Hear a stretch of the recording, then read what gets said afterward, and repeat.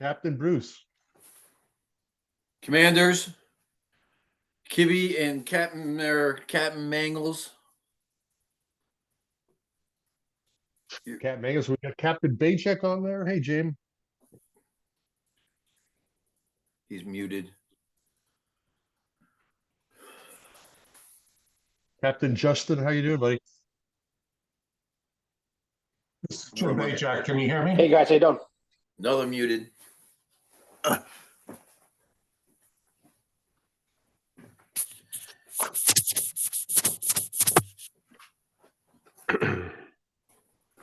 don't know why my camera's blurry. Nah, Bruce, that didn't make you look any better. Sorry. I know. I don't know why my camera's blurry. Must be the lighting.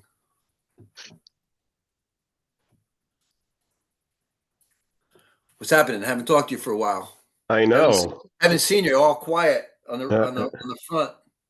I know. It's with visitors not showing up now. So I know. it's a big difference. Hello there, Doc. Hi, Bruce. How you doing? Pretty good. I haven't heard back from these people at the Corps yet. I'm getting very anxious about that.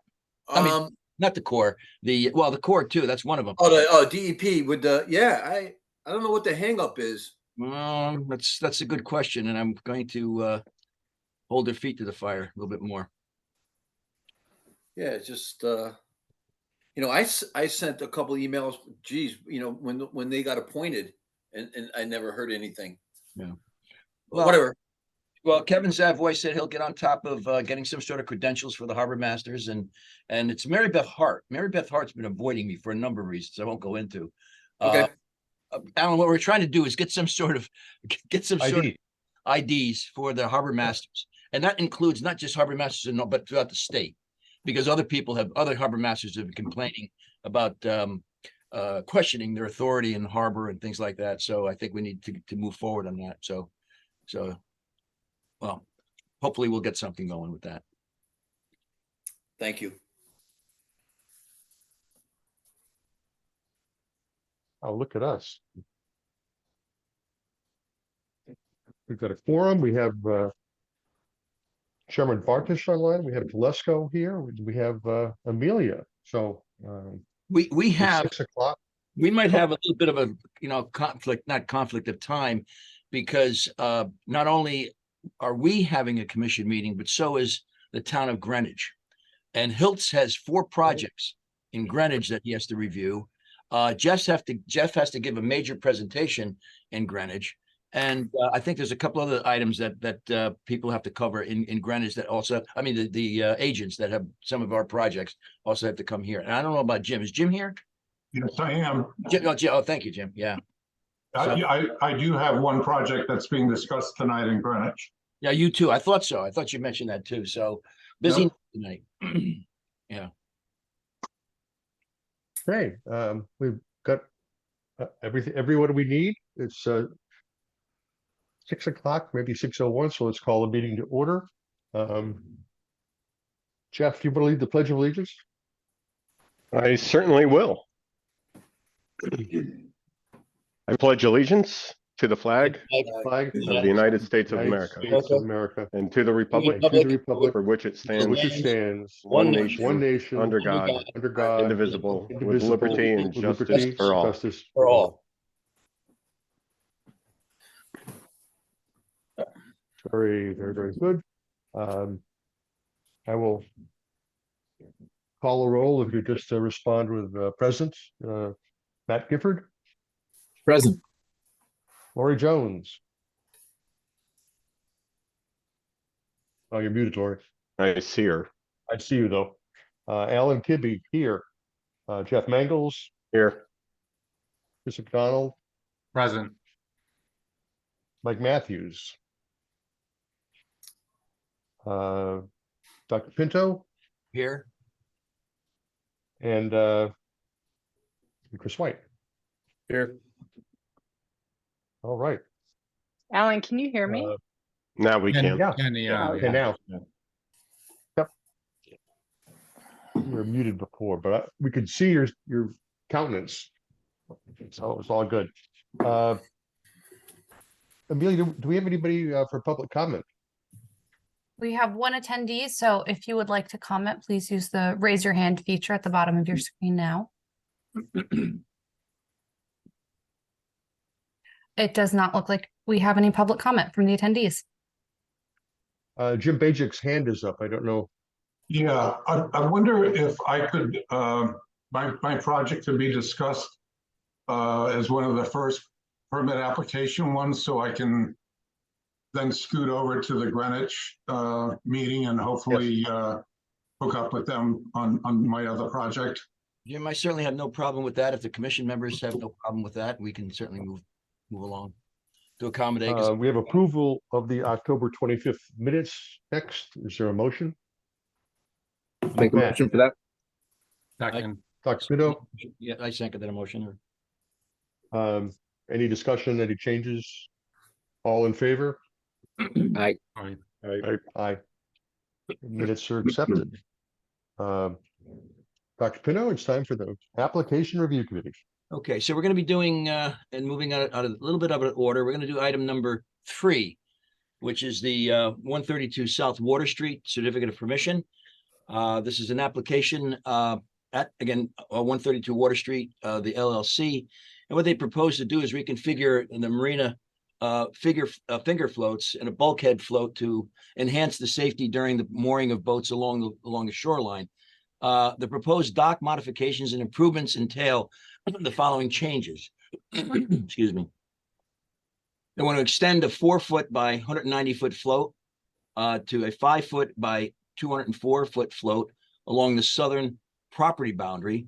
They want to reposition 6 3 feet by 28-foot finger floats and convert to a T-shaped float into a 4-foot by 28-foot and a 4-foot by 29-foot L-shaped float with pilings at the end of each float. Additionally, on the on the western side of the basin, a 5-foot by 90-foot float will be expanded to a 5-foot by 95-foot float. Along the northern perimeter of the basin, a 5-foot by 135-foot float will be installed adjacent to the bulkhead. I know, Jim, you have a diagram of that. I think I have that. We can probably pull that up. The work that they plan to do at that marina, I hope it's going to be in the same footprint, Jim. I'll have you discuss that. Same footprint that the one currently exists. This is, again, this is a certificate of permission that the applicant has applied for. And the work that they're going to be doing will require a barge and crane and pile drivers to and workboats to complete that proposal, that project. Don, did we get any drawings of this? I believe that was sent around. I think Amelia may have sent that around. I hope she did. Yeah, sheet 4 shows the existing conditions and sheet 5 of the plans show the proposed conditions. I don't have the capability of putting them up on the screen myself. I don't know if somebody else does. Let me see here. What? Let me do, I think I can do that, Jim, here. Let me see if I can get this. Okay,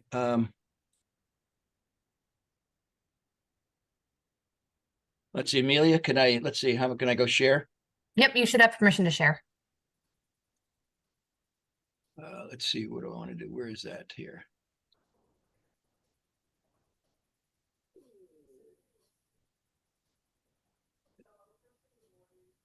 We see that? Yes, sir.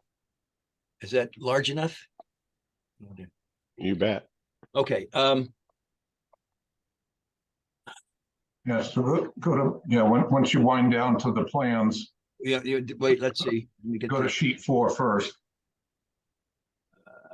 I assume everybody knows where 132 Water Street is. Yeah, that's right Yeah. next to adjacent to the, I showed a yacht club and it's at the Shellfish Dock. The new kitchen, right? Or something is. Yeah. I'll Just in likely front. have to recuse myself. I'm sitting at 132 Water Street right now. Now, while John's doing that, I just want to say that this property recently has a new owner. And it's a partnership calling themselves 132 LLC. Which page do you want me to, Go to sheet 4 first, just to show, yeah, that's the existing conditions. Let me see if I could get this in the right side up here. Oh, I boy, think we tried this last time. I know. Rotate. But I don't know, you must know Gary Wetmore and Ted O'Neill, most of you. Yep. But they're the two main partners, and I believe there's a couple of other partners that are part of it, but This is not allowing me to make turns here and changes. Let's see. I can't reverse this document in this particular one. I usually can with the Acrobat Pro here. Let me see. I think what you're showing now, John, is good enough. All right, we're looking at it at an angle here. So here's the Waterwood side here, and this is the, dock side here. Yeah, to the left is south, to the right is north. Okay. And so what we're planning on doing is that southernmost dock system is partially shared with Ishota Yacht Club with that float that extends south. Yeah, the T, that This one here. the southern half of that T is used by Ishota as well as the south side of the long. This here, Jim, this portion right here that I'm circling, if you can see. Yeah. So Okay. that will be taken off. This whole system is going to be dismantled and replaced with what's on the next sheet. But I just wanted to point out that part of that float system now is shared with Ishota. I believe they're still going to share that long part of the float, but not, the T is not going to be there anymore. This section here. Yeah. Okay. So let's go to, and if you look at the, This one here. no, go sheet 5. Well, that's all I have. Oh, that's amazing. Huh. For some reason, you don't have sheet 5. This is all I have here, Jim. Oh, boy. What can I do? That's why, Uh, yeah, this is all I have in this document that you sent, Jim. okay. Looks like it's a copy of the PDF file also, and I think it's hard to manipulate when you get a copy. I mean, I Yeah. can manipulate a PDF file. Okay, let's go back to sheet 4 and I can explain what we're doing. Okay, that long float that's on the south side of the property, All right, that's right there. Yep, the end of it is going to be, there's going to, before you get to the end, and let me scale it out. About 40 feet from the end. from here. Yep. So when you go about 40 feet in, there's going to be a finger float that goes northward. And then there's going to be another finger float that goes towards the channel. So there's going to be like a U at the end. Now, are you staying within the same fingerprint area? Yep. Yes, we're staying completely within the same boundary. That- Right now we're authorized to be within 10 feet of the federal channel. And we're proposing to be, 10 feet from the channel as well. And then those finger floats that you see that are along that long float that are pointing northward, Yeah, they will just be repositioned slightly. okay. Okay. And then that float that's along the shoreline on the west side, In here? Oh, wait, this here? yeah, that one, that's going to be lengthened 5 feet. And then, And lengthen 5 feet where? This is the ramp to get onto the dock, isn't it? yeah, it's going to be lengthened under the ramp. Oh, on this side over here. Yep. Okay. And then along down, and then if you go from that point along that bulkhead out follow it towards the channel. Yeah, right there. That's going to be a 5 foot by 135-foot float that will be attached to the existing pilings. And that float will end right at the end of that bulkhead. Right there. Right here, okay. Can't read it upside down here, my God.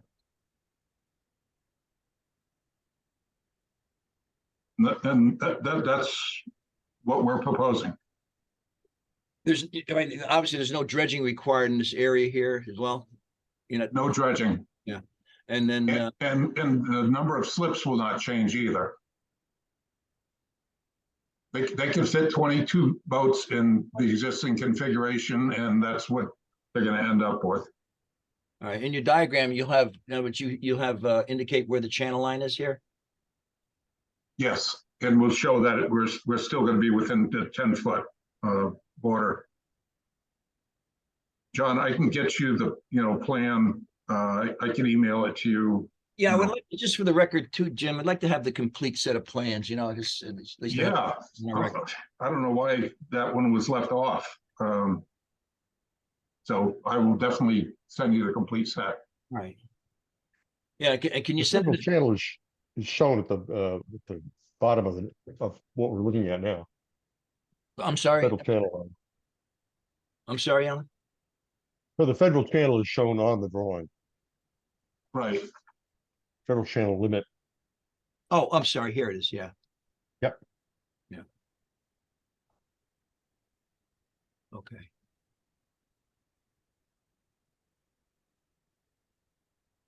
Does any commissioners have any questions? So my muted. Yeah, what is there a net, it sounds like there's a net increase in square footage of dock. Yes. Yes, there will be an increase in the square footage of dock within the footprint that's there. Okay. Well, but Deep doesn't have an issue with that? No, they said that this qualifies under a certificate of permission. If they went outside of it, Chris, I think they'd have a little bit of an issue. Well, they can be particular about square footage of dock and how much you're shading the bottom, but Yeah, we're also going to be applying a structures dredge and fill application for the rest of the property, where we are going to be increasing the dockage, and as not in this basin area, but the rest of the property. But we haven't submitted that yet. That's gonna be part of a second application, Jim? That will be a second application, yeah. That'll be that we have to file a structures dredge and fill. And the reason why we're gonna have to file a structures dredge and fill for that is because the area that we want to put floats in wasn't previously authorized for berthing commercial, as a commercial marina. It was used by the clam boats. And so Deep feels the purpose for that area would be changed. So they wanted it to be evaluated, under the structures dredge and fill process.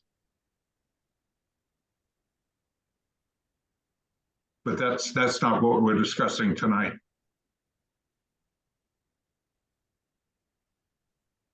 Okay, but have anybody had any further questions for Mr. Beja? No, I think it's very straightforward. yeah, I got another question. I'm looking at an aerial, and I don't know how, this is a fairly recent one, but at the end of the T, facing the federal channel, there's some slips, there's some fingers there. So are those? Yeah, the fingers are authorized there. They just don't happen to be there when, this survey was done. So they're part of the plan or they're not part of the plan? They're technically authorized to be there, but they're just physically not there, and they're not going to be part of the proposed plan. So they're not part of the plan. They won't, Right. So they will be removed. They just won't be replaced, They won't be replaced, I see. No, they're not there now. right? But they're authorized to be 10 feet from the federal channel.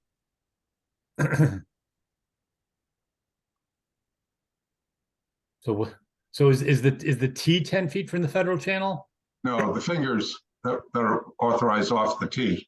So- Okay, Chris, the way How- it goes right now is it goes out and then those fingers stretch, they're gonna lose the fingers and they're gonna move the main pier X amount further to make up the distance. I right, believe. Right. that wasn't, so the T is actually gonna go further, closer to the channel, And it's not gonna be a T anymore. whatever shape. Yeah. Supposed to be an L shape. Can you send us, I really don't feel comfortable voting on something I have not seen at all. Hmm. We all have email. We didn't get this before the meeting and it's not in this set, so. You know, I'm not comfortable voting on something I haven't reviewed. Even in, All I right, wonder if how about if let's see, let me show something here. Amelia, can he share his screen if he has those drawings available? Yeah, you should be able to share your screen, or if you want to email it to me or Dr. Pinto, either of us could pull it up on our screen too, but everyone should be able to share their screen now. Wait, let me get the plan. Get the plans.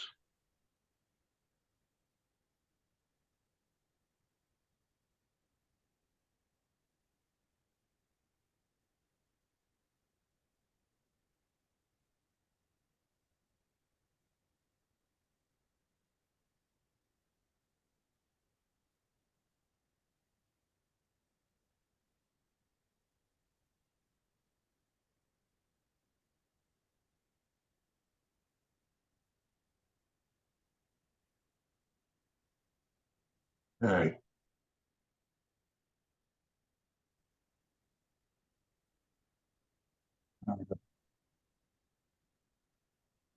wait, let me stop sharing here. Yeah, I gotta find my share button. There we go.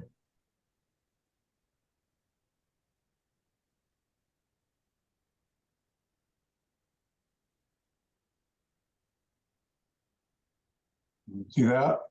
Yes. We're on sheet of 1 of 6, okay. 2 of 6. Now this obviously looks like a cleaner copy. The copy that you sent Jim must be a Xerox copy? Scanned. Scanned, yeah, okay. Yeah, I had to, we have, when we send these things to Deep, they want a whole bunch of other information that's part of the project. And you have to, in order to have it as one package, you have to scan it. So just by the nature of the beast. There we go. There we go. That's what we're proposing. Ah, okay.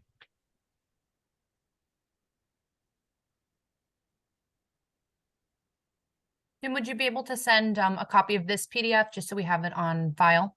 I'll be glad to. Thank you. Yeah, this is a much better copy here. Yeah. Okay. so where's the property line? Property line is, the southern property line is right there. So it's the edge of the dock. Yep. And the northern property line is off the, Sure. it's off of this plan. But it's shown on this plan. And it cuts, it's that shared line with 130 Water Street that goes out to the channel. On the north side of that property, cuts into the water. That's part of the Northwest Marina Basin. They don't own the, That's the Marine Max place, those docks. what's that? Isn't that's the Marine Max lot? Yeah, now it's Marine Max, but it's No, still yeah, owned by yeah, Norwest. that's That's where the lift is. Where, Yep. Where do you Yeah. share, Jim, with the iShota? Where's the docs that were shared with iShota? That's back here. Well, it's this part of the T Right. and the south side of this long flow. Right. And that's coming out now. Well, this float is still going to be there. Yeah. It's just that this part of the T is not going to be there for their benefit. Okay. I guess what's the purpose for that? I guess relocation of the end or reshaping of the end.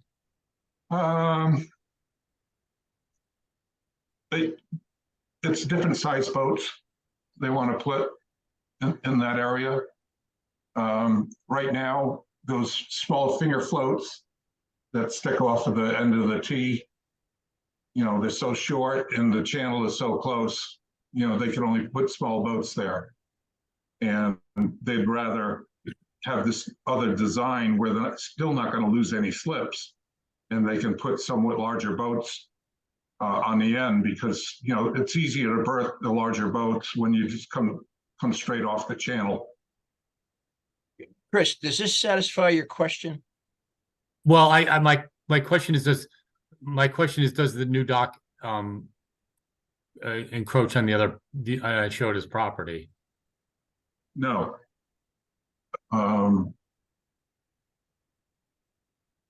If you look at this, you can see the property line where it connects to the Federal Channel. I can't see any space between it and the dock. That's what I can't see. It's right on the line. Okay.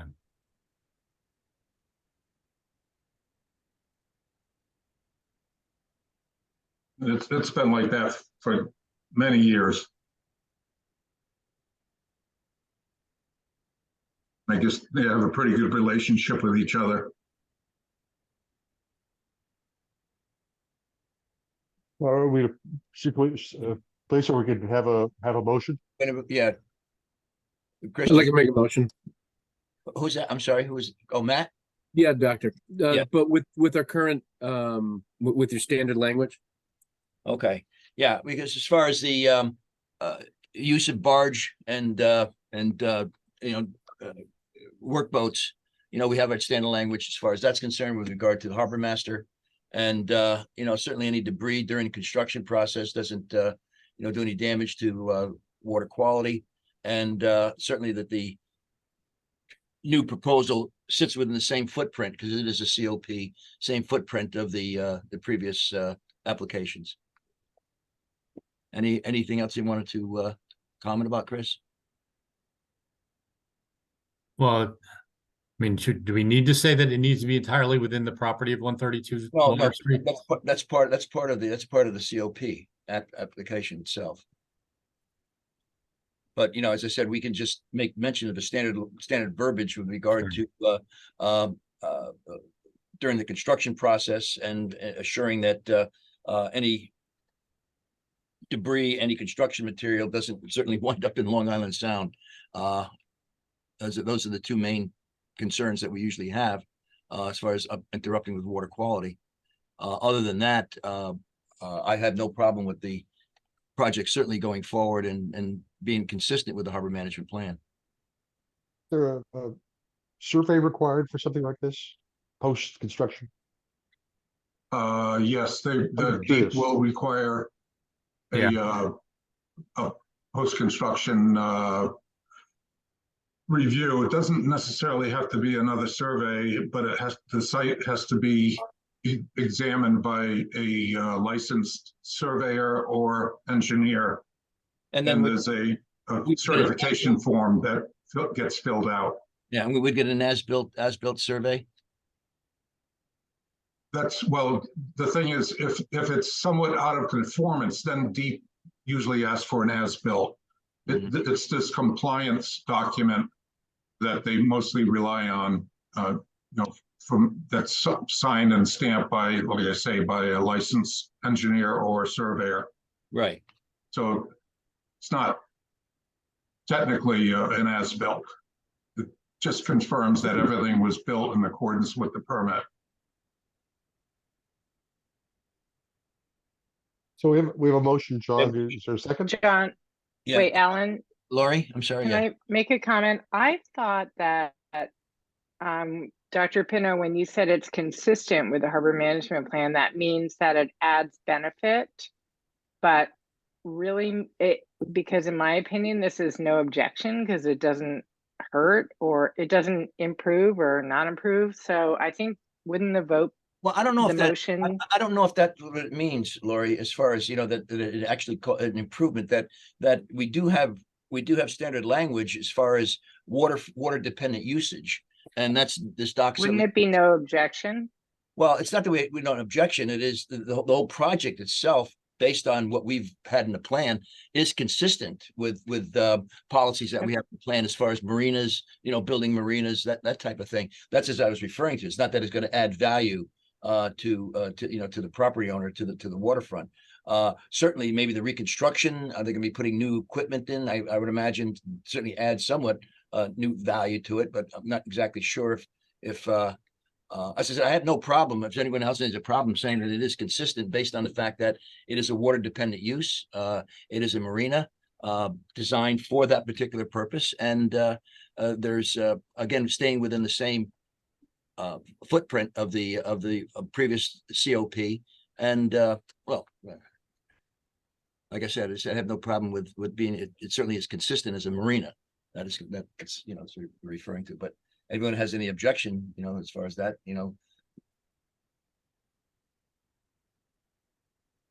anyone? I don't have a. Yeah. All right. Should we have a show of hands? All those in favor? Right. Did Proposal? we have a second? though? I thought we had it. I thought I heard it. No, we didn't have a second. Hey, we have a second. Never said.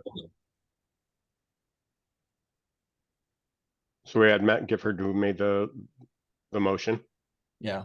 And we need a second for that motion with our standard language with regard to I'll marina. second. And all those in favor? Aye. Okay. Okay. And we have one abstention. Chris? Chris White. Chris, yeah, okay.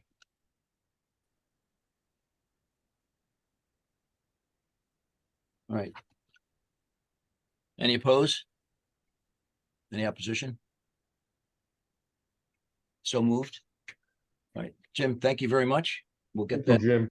Okay, thank you. And John, I'll email you this set of plans. I appreciate that. Yeah, and also future applications that you have, Jim, because a couple times I've always had difficulty trying to manipulate the Xerox copy that you have. Okay, Yeah. gotcha. Okay. No problem. And Jim, we also want to have a copy go to Amelia. Yes. Who's our staff. Yeah. Okay, yeah, okay. I can certainly do that. With one way or another, I will make sure that Amelia gets whatever I get. Okay, thank you. Thanks, Jim. And so if you can sign off, Jim, on your, on the, Okay, thank you. Appreciate it. Thanks, Jim. Yep. okay, the next project, we can start at the beginning, is Edgewater Place Kelp Farm, which is a pre-submission consultation form. The applicant is Norm Bloom and Son. The plans to establish a sugar kelp seaweed aquaculture farm near Sheffield Island. The farm will consist of 2 identical geared deployments, 600 feet by 450 feet area. Each deployment will have 8 500-foot long lines oriented east and west. And then the lines will be anchored at both ends and at midpoint using 500-pound mushroom anchors. The anchors will be chained to surface floats. And we have a 12-inch buoys. There's about 8 of them, and 24-inch buoys. 3 of them placed evenly will support the anchors will be chained to the surface floats. And then the, let's see, and it will support the 500-pound, approximately 3 to 5. So these lines that are going to be the depth of about 3 to 5 feet below the surface area with a low tide of 18 inches. Let's see, we have boating safety markers. They have 12-inch diameter and minimum 36 visual exposure, indicating danger surface gear area will be placed at each corner of the gear area. Additional safety markers will be positioned at the halfway point between the corner markers along the perimeter. of the Gear area. You have cultivation of the Saccharinea latissima, which is the sugar kelp, will follow a seasonal cycle. Planting will commence in early November, with the final harvest concluding in late May. And gear removal will commence immediately after the final harvest and be completed by June 1st. And they put only the mooring anchors and anchor float markers will remain in the water year round. Is anyone from Bloom's here to discuss that, or? Not quite sure. This was an application that was in play several years back, which we looked at.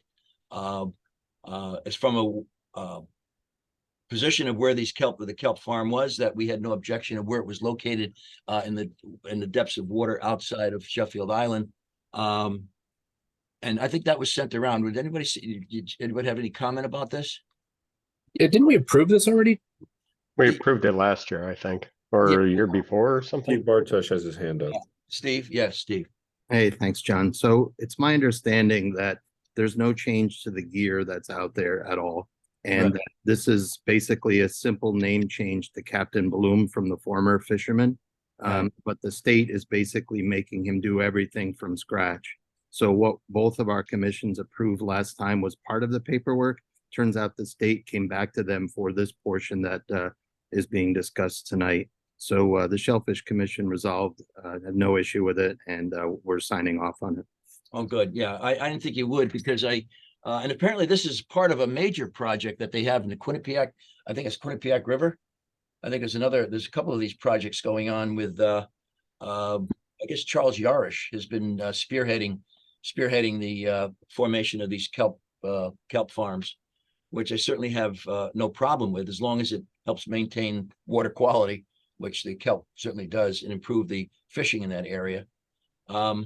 Anyone have any comments about that? As I said, we can certainly, in this case here, have no objection to the project moving forward from the Harbor Commission standpoint, from that. Because I think the comment that we had last time was it actually is a perfect timing for us, only because the minimal use in that November to May timeframe. Right. Right. And all the necessary precautions are there. We did talk about marker buoys and safety markers being positioned properly, and they've certainly complied with that. So again, I certainly myself anyway have no problem with this project moving forward, as stated. Anyone want to make a motion? I'll make a motion to approve this. I'm not sure whether we're approving or no. No objection. objection. No objection. Yeah, well, we certainly have no objection to the project moving forward. You know, I'll second it. okay. Any other discussion on that? All right, all those in favor? Aye. Any opposition?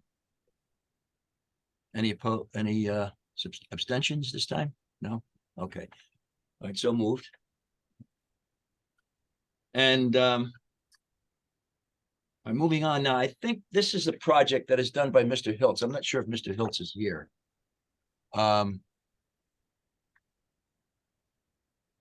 He's probably busy at the Greenwich.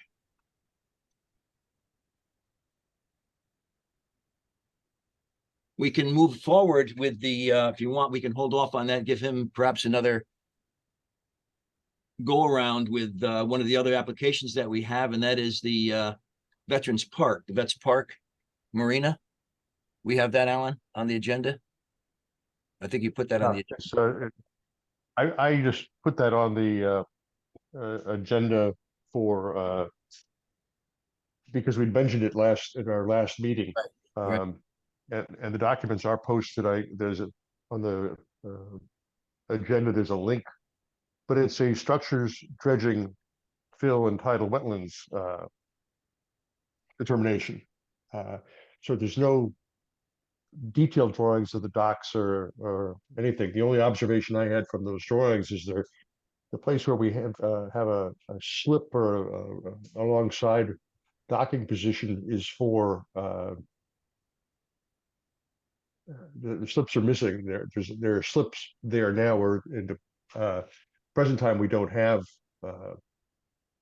have those Right. slips. It's the day, there's a day use space for mooring holders is what you're trying to describe, which has now been given over to permanent slips. Yeah, and that's, I think that's not satisfactory to, the Harbor Commission. Although I don't know, this application doesn't really have detailed drawings of the docks with it. Do you want to table this, Alan? I mean, I haven't. Well, I've Is looked- has it been referred to us for our consultation? Or we're just No, made I don't- aware of it? I don't believe it has. I think that it's, um, I get a notice from from Deep that, Right. it was posted in the hour, October 17th. There's 40 days for comment, I believe, which, puts it, a little bit after this meeting. I don't know if there's anything to be said. Again, there's no detailed drawings of what the docks look like, particularly.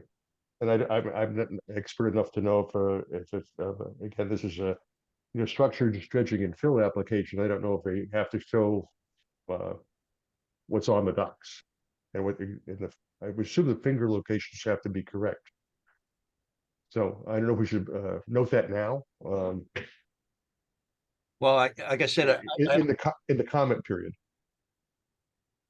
Well, I think what I would like to have done is have somebody from DPW who's the manager of this. We don't have to go, this isn't, I don't want to get sucked into the public comment, realm of how of any of this or the zoning we're going to talk about later. We just haven't heard anything from DPW in a year, and these drawings are dated a year ago. So I guess nothing's really changed. That's right.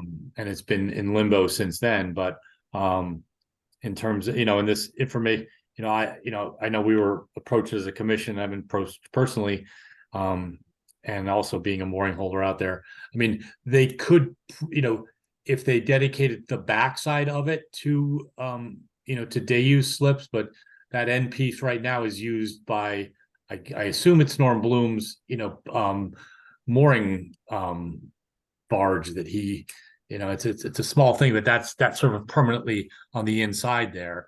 That's not Norm Bloom's. Whose is that, Bruce? That's Tom Rutherford's. Okay.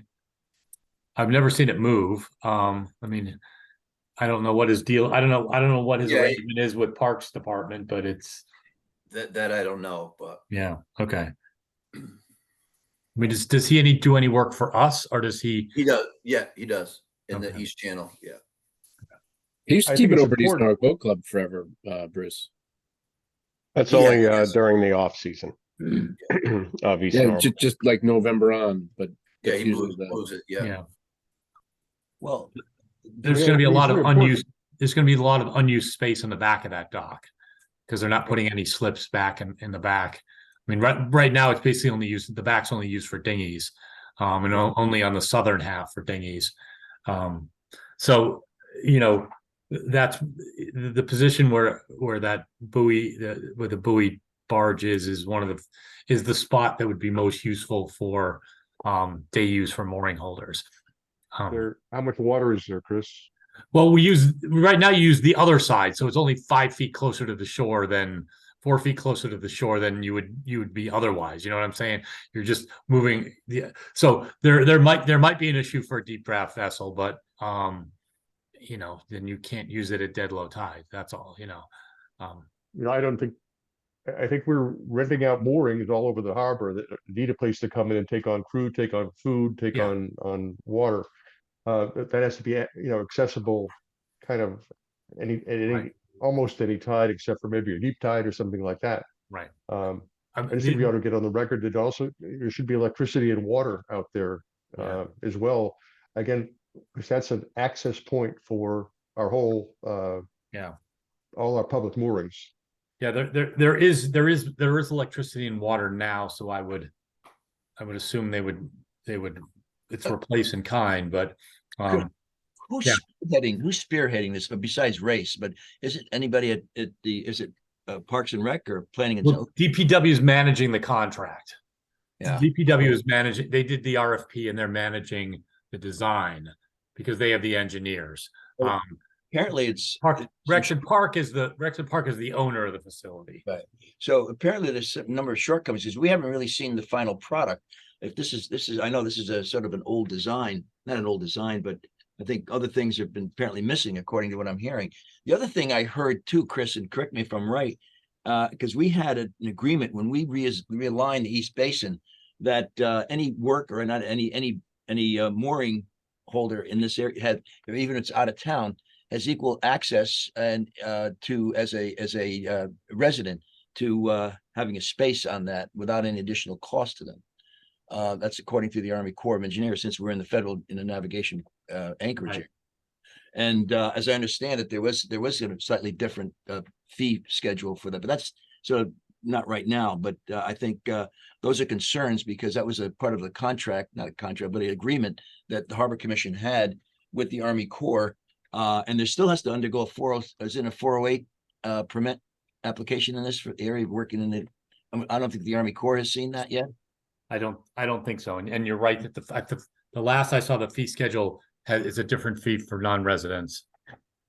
Yeah, which I think should be of great concern because as I said, we have had a previous agreement with the Army Corps that any work or any uses of the facility in that area would be open to all on an equal basis. And Right. that was certainly a major concern, and we don't want to renege on that thing. And then plus that would probably be part of that 408 permit that we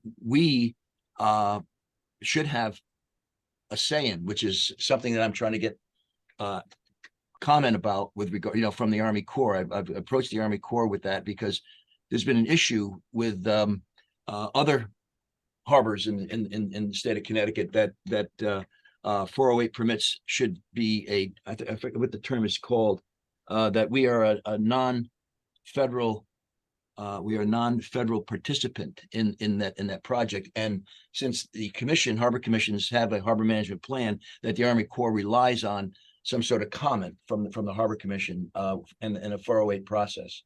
So that certainly needs to be forthcoming. Right. So it looks like we have no standing on this particular application we were sent, but I think we need to, have a sit down with DPW and Parks and Rec because they're the operators of the facility. So Have you been working with them on that, Chris?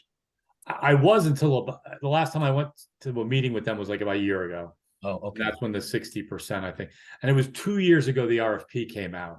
Yeah. I remember commenting on that, and then throughout 22 they sort of worked on it, and there was a couple meetings with Race at that point once they were hired. The RFP was initially like 2 years ago. I don't know what the delay. Do you know what the delay is on this?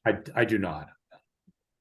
All right. Well, So what can we do to push our interests forward? Do you want me to call Race and talk about what's been specified? I think for those I docks? think the city talks to the city, so I think we need to talk to DPW. yes. Race works for You wanna do that? DPW. Yeah. Chris, do you want to do that, or do you want? I think you should. I've reached out to Vanessa a couple times about this and have gotten no response on I'll call. update. All right. Want me to do it? From an application review, then I'll send something out to her, or actually to yeah. All right. No, what's the action point, plan? To ask DPW either to come to the meeting and talk to us or like provide us with the status of and express our concern about a day use spot for mooring holders. It could be the end cap. It doesn't have to be one of the interior slips in the back. It could No. if they don't but then again that becomes a programming thing. So they're going to design it the way it looks, and then we have to make sure Parks and Rec reserves a spot for it once it's and not doesn't sell that spot. That's correct. All right. So who's going to do that, John? I'll send it a letter. Yeah, and I'll send it to the commission to review. The DPW.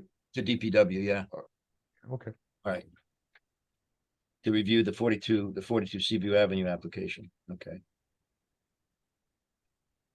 All right. All right. We'll end discussion on that. The last item and I'm not sure, this is for 18 Tennis Circle. It's a pre-submission consultation. That's a Mr. Hiltz project. I'm not sure if he's not here. Steve, I think you saw this, or you reviewed this application? I think he did send that to you. Yeah, briefly, sir. So we just resolved that it would require a site inspection and would certainly enjoy one or more members of this commission to join us there. Wasn't that the site that we went to last time? I met with one of the members of the Shellfish Commission Not Tonetta. No, I don't believe so. today. Okay. That was just down the way a little bit, John. I think that was next to Tony Itoros, Okay. closer to Shore and Country.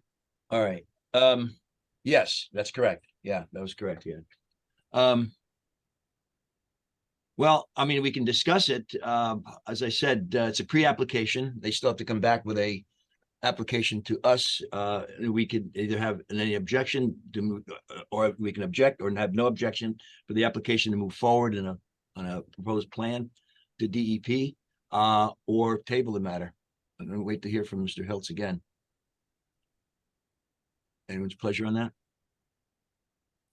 I think we need Maybe to we'll do this. understand what they're looking to do here and see a drawing. Yeah. Yeah. I have, let's see. You want me to show the drawing, John? Yeah, I have, let's see, where is it here?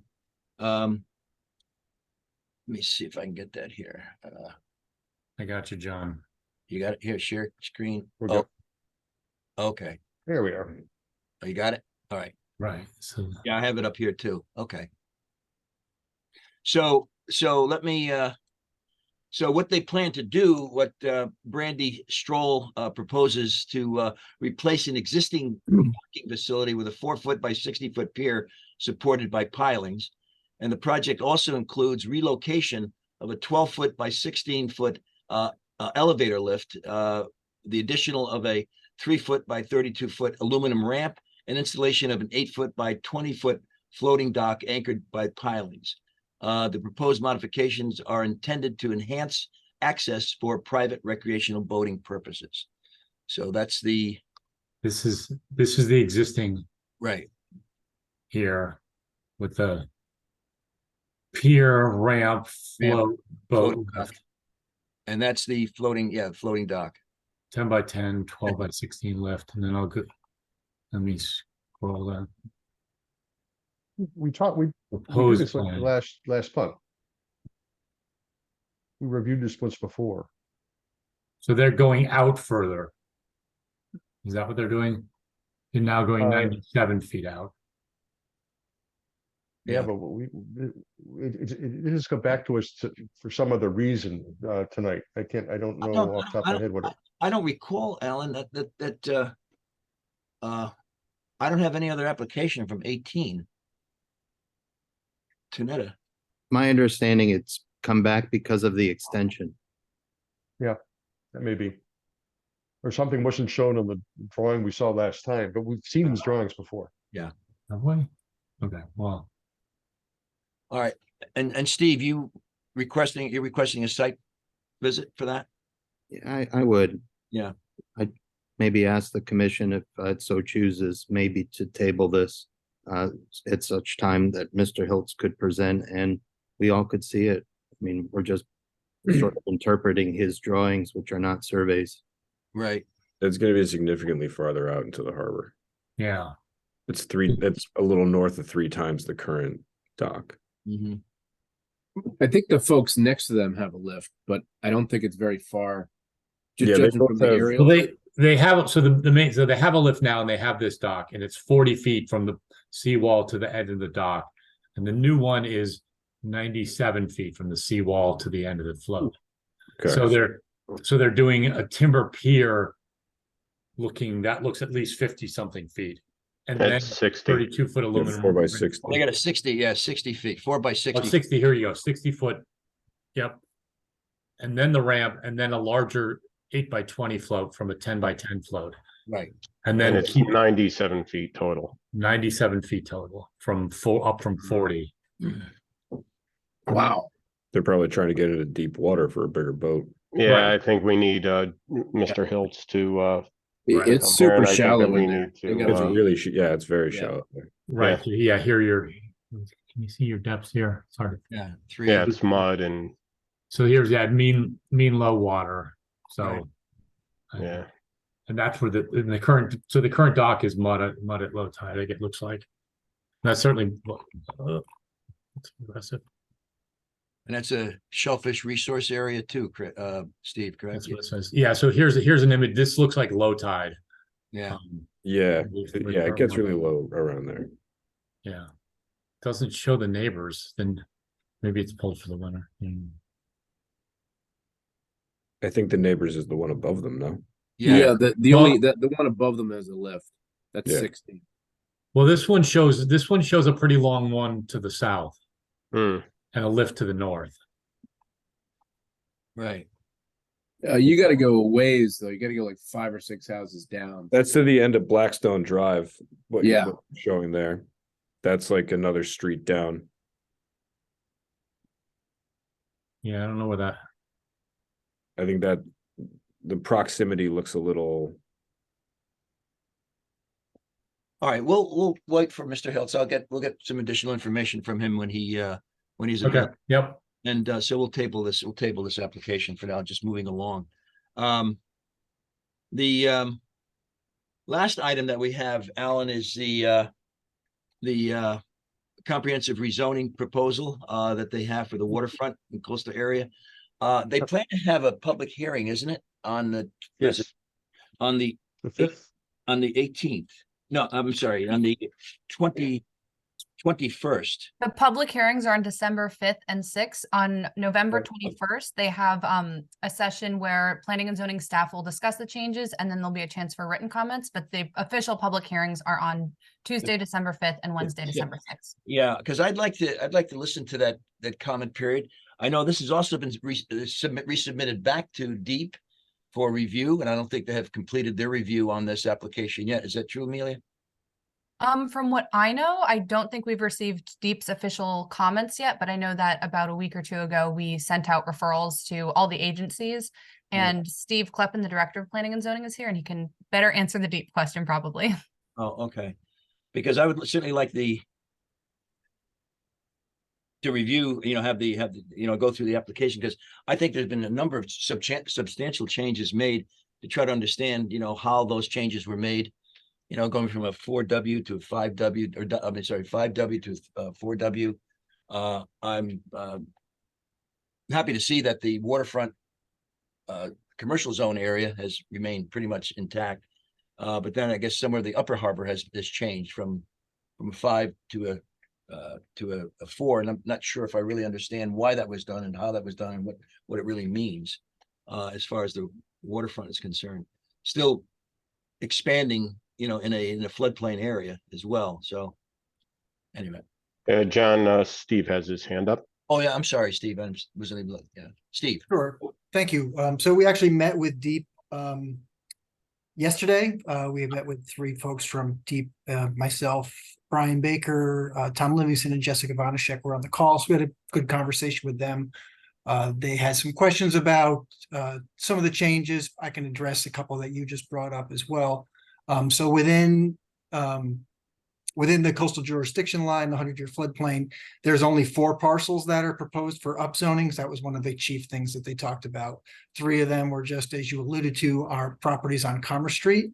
There really is no change in terms of what was proposed for the zoning there before we changed the nomenclature. What happened was initially there was a lot of upzoning proposed to go from 1 family to 2 family. And as you probably know, there was a lot of pushback to that. So when that was taken out of the draft regulations, we put back in an additional single family zone. And when we did that, it just didn't make sense to keep the nomenclature the way it was. It just wouldn't line up well. So we actually reversed the nomenclature. So all the single family zones now have a 1 as their designation. The 2 family has a 2 and the multifamily has a 3. So we ended up dropping everything down. So none of it changed in terms of the allowed density or the allowed height. So it's basically the same thing that was proposed before.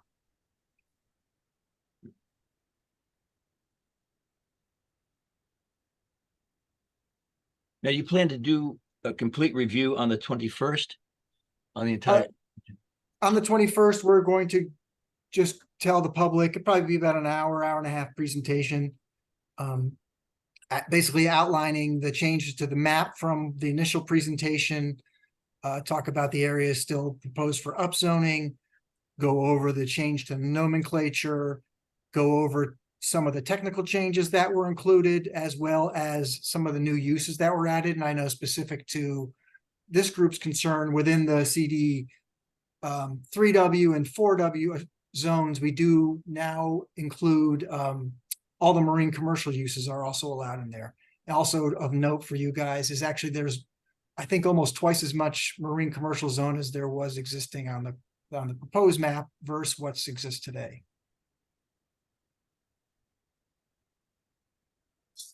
So let me ask a question, Steve. In terms of the CD5W, did the height and bulk parameters for that zone change from the March proposal? No, none of that has changed in really in any of the zones. So now the 5W is just now the 4W. It's the same layout pretty much, in the same parameters in terms of how big, how tall, how many units. None of that has changed. It was very hard to figure out how tall a structure could actually be.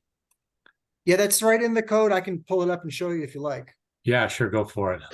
All right, give me 1 sec. Because it seemed like you had to, add. Yeah, there's some difficult things to follow in that, Steve, as far as what you were planning to do in those areas that you're certainly of concern to the commission. Give me 1 sec. So let me just take it back. I don't really have slides, so I'm just going to show you what's there. So here's the P&Z landing page for the web, for the regs rewrite. This kind of, we changed some of the text here. Scroll down. All the articles that are, okay, that was very sensitive. All the articles that are here, these, if you click on any of those, those actually have the proposed edits within those. So you just have to kind of hover over them and see what the edits are. That's what was referred out to you. What we did also upload last week is a cleaned up version of the use table, which is within Article 4. So it's the same table, but it just has the actual corrections made into it. So you can see that, what those uses are. Specific to Article 4, here again, here's an example of the use table. It shows you, like, if you were just to look at this, you could hover over it and it shows you that within the zoning districts, we've included all those marine uses. Right. But here is actually the cleaned up version of that. Can you guys see that? Do you need me to blow it up at all? You could, yes, please. Yeah, if you could, that'd be great. All right. So the three that they're not next to each other, but this one right here is the CD3W, and here's the CD4W. And I thought I was on the marine page, but it doesn't look like I am. Let me scroll down. Sorry about that. I was less prepared than I thought. There you go. There you go. Yeah, it's tough to get it all on one page, but okay. So here's the 3W is right here. You can see all the marine uses are permitted. Same with the 4W. I'll just go down so you can see that's the case. So in reality, what happens with the new regulations is there's more marine uses allowed in more waterfront areas than exist in today's regulations. Right. But specific to the height, it's got to go back a couple of ways. Yeah, I can.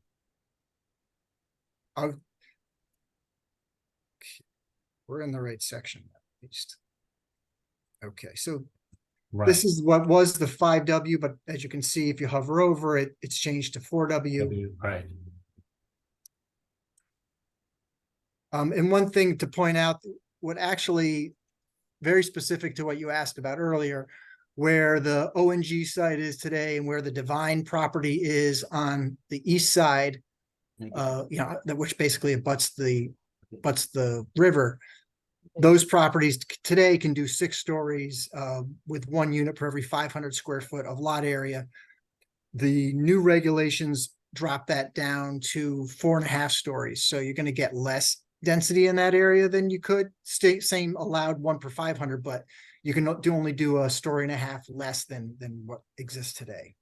So right along the waterfront, Steve, there'll be only four-story buildings? 4.5. Yeah, that's what they're allowed to request. In today's regulations, they could do 6. And that's the new zone there is 3W or 4W? 4W. 4W. Okay, so that is a change because in March it was 6 stories max. Right.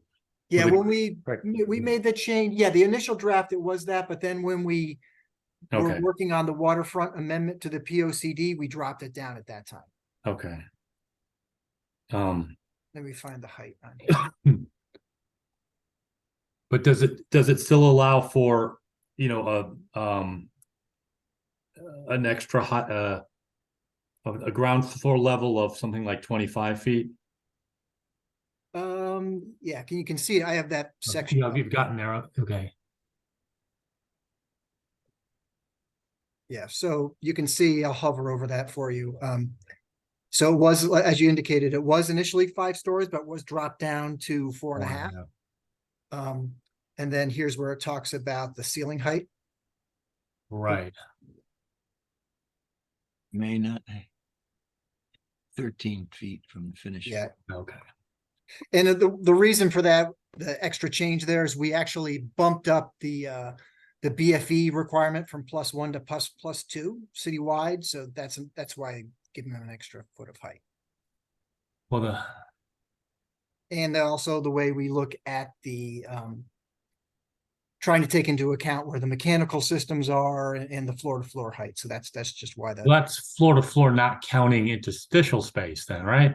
Yeah. So here's another. So it was floor to ceiling. Okay. That was the Floor to- initial metric. Now we switched to floor to floor. So that's why we had to bump Okay. it. That's a little clearer because I was trying to figure out, how to add up to the maximum height, and it depended on a lot of, assumptions and Yeah, it's pretty close to the metrics today, but we think now it lines up a little. right.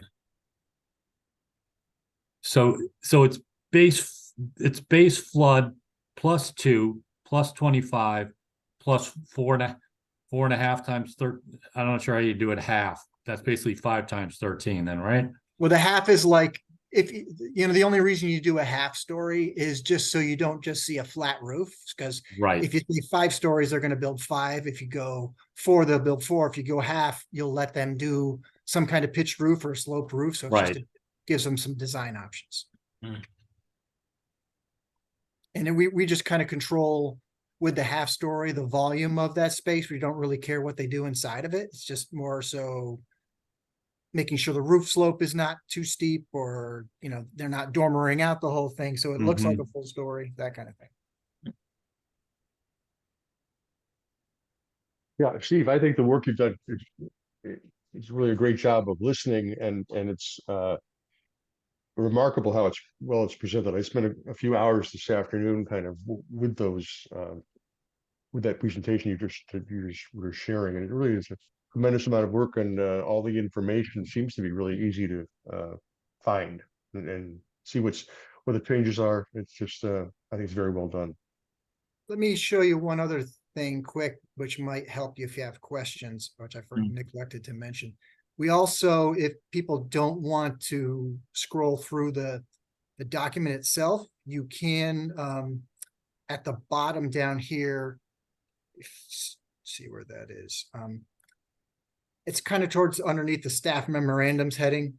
There's a link to a regulations edits table that will hopefully pop up in a second. Right. I think it's downloaded. Oh, great. And well, just go to your downloads in the upper right corner. Yeah, I might have to stop share would be my guess, but we'll try. Let me know if it's popping up on my screen. Is it loading on your screen? No, you'd have to share that document. Yeah. All right. Hold on. Let me reshare that. So if you click the link, it would look like this. And basically you can go page by page. So it's got, page number on the left, talks about what's changed. Was the, question or comment that came in from the public or staff raised. The commission's decision and the staff recommendations there. So it's just another way for you to kind of track the changes that were made, if you didn't want to go through the whole document and try to search it that way.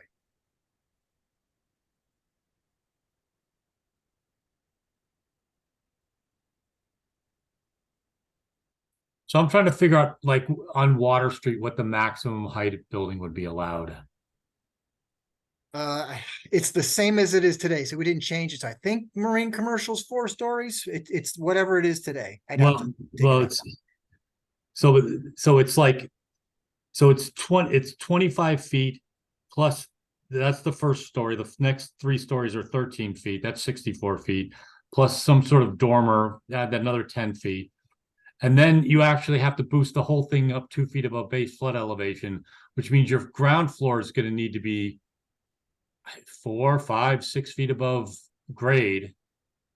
I mean, we're talking an 80-story above Water Street. And so what the new building, what's that called? Sound, whatever that is.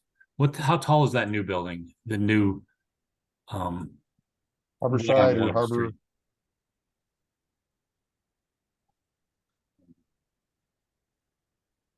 I mean, Which building are you talking about, Chris? well, the newest, tallest one, the brand new Sorry. one between Haviland and Raymond Street. Oh, you, Harborside. Harborside, yes, I knew it was Harbor with a U. Harbor with It a is Harbour side. yeah, Classier though. Very British. Didn't know it was European. it's very British. I mean, so are we talking about building something taller than allowing something taller than that? Now, let me get the let me find the marine commercial zone for you. I'll pull that up.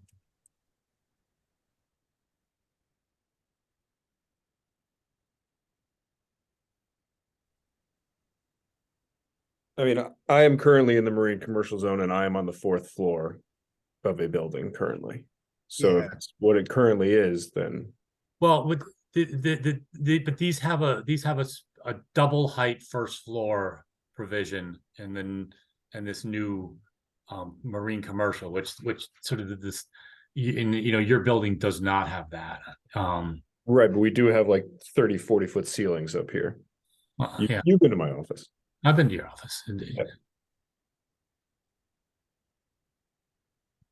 Yeah, so marine commercial is 3.5 stories, so it's even less than what we were just talking about. okay. Yeah, so it does allow, so just for your edification, Yeah. it does say, here, I'll pull it up. Otherwise, it's easier that way.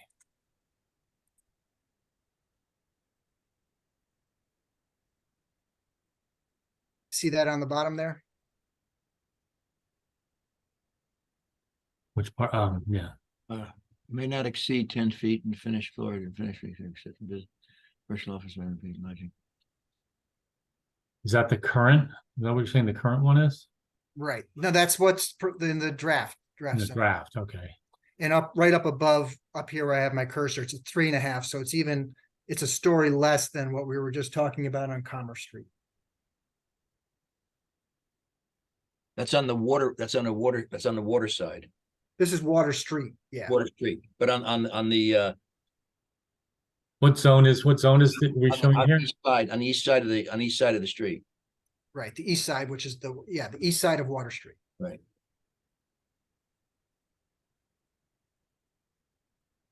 And the west side of Water Street where all the development is occurring, that can go to 6 stories, and that's what the current zoning allows to.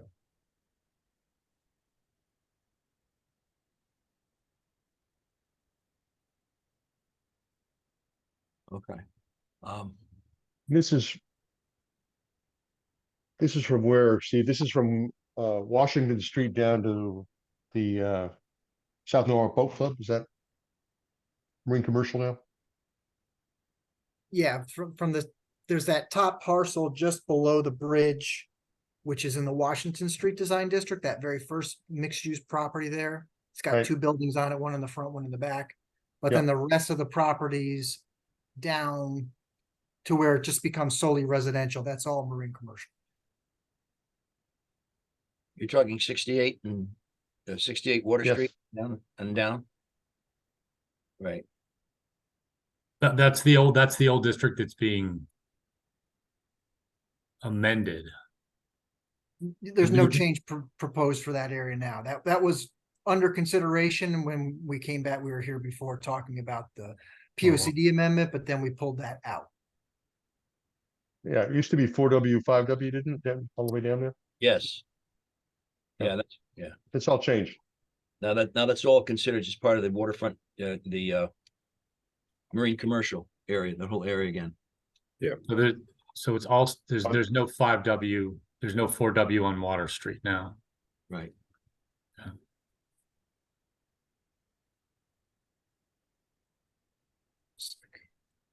And Any other the, questions for Steve? yeah, and the population density in those areas, Steve, what are they, how many was it? How many units per acre is it? Which area specifically? Sort of on the water, on the east side of Water Street in that area. Marine commercial. No change from what marine commercial is today, and Amelia will hopefully correct me. I think it's 1 per 1650. Oh, okay. So yeah, this is the boundary of the east side of Water Street. There's no change from what exists today. Right. And we added, just where I was kind of alluding to earlier, this area just north of the bridge over 95 down towards where DPW's has their garage. This is all now zone proposed for marine commercial where it wasn't previously. Right. And these 3 properties, 1, 2, 3 here, these are presently heavy industrial, which really doesn't allow a lot of marine uses, but now would go into 4W, which does allow marine uses, but also does allow residential where heavy industrial Right. previously Well- currently doesn't. Well, that's where United Marine and the rowing club are now. Yeah. Yeah. And these properties up through here, ONG, and then the northern piece of Divine, those actually same density as you can do today. But they're dropped down from 6 stories to 4.5. So it was actually Oh, probably a reduction in density. okay. That's what I was confused about. Okay. And Steve, what about along the east on the side where Bloom has their development now, the oyster, right behind the East Norwalk? taxing district there, the third taxing district? Yeah, right through here. Yeah, that's all. That's CD3W. The label's off of there, but that actually is the other 3W zone. So there's no change to the building height, building density, but now it all allows for all the marine uses to go there. Oh, to continue there. Okay. Yeah, that was. Yeah, some of that zoning doesn't allow that, but we added it all in. Okay.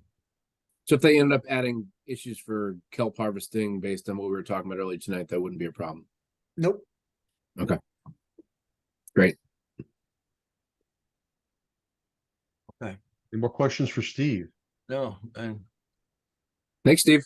No alrighty. problem. Thank you very much. Sure. Have a good night. This is great. Thanks. Thanks, Steve. Yeah, I appreciate it. appreciate it. Yep. Thank you. So as far as proceeding forward on this application, on this, Alan, we have to put some words down on paper for what we're agreeing upon and what we feel is functional and which we feel is comparable to the harbor management plan, you know, as far as marine population density, et cetera. That was still my concern as far as increasing the population density in an area that is still a floodplain, which is again contrary to what the Coastal Management Act has. But I don't know how to proceed from here, Alan. That's the only thing, what we need to do, how we want to adjust our discussion on this. We still have till the 21st. If anyone wants to we can listen to the entire plan in its totality. Give the commission members, now that Steve gave us a heads up on how to review that article, that application, and go through that, because I was unsure about how you hover over the document and get the changes that were made. And now that I see how that's done, to then do that, and then the 21st, listen to the plan and maybe have another, sort of application review meeting with the commission to discuss what we should address in that and how we should proceed. It takes, everybody needs to review what's there, because it's pretty dense, but I think Yeah.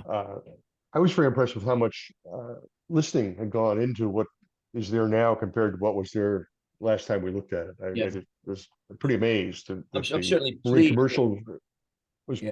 all back. There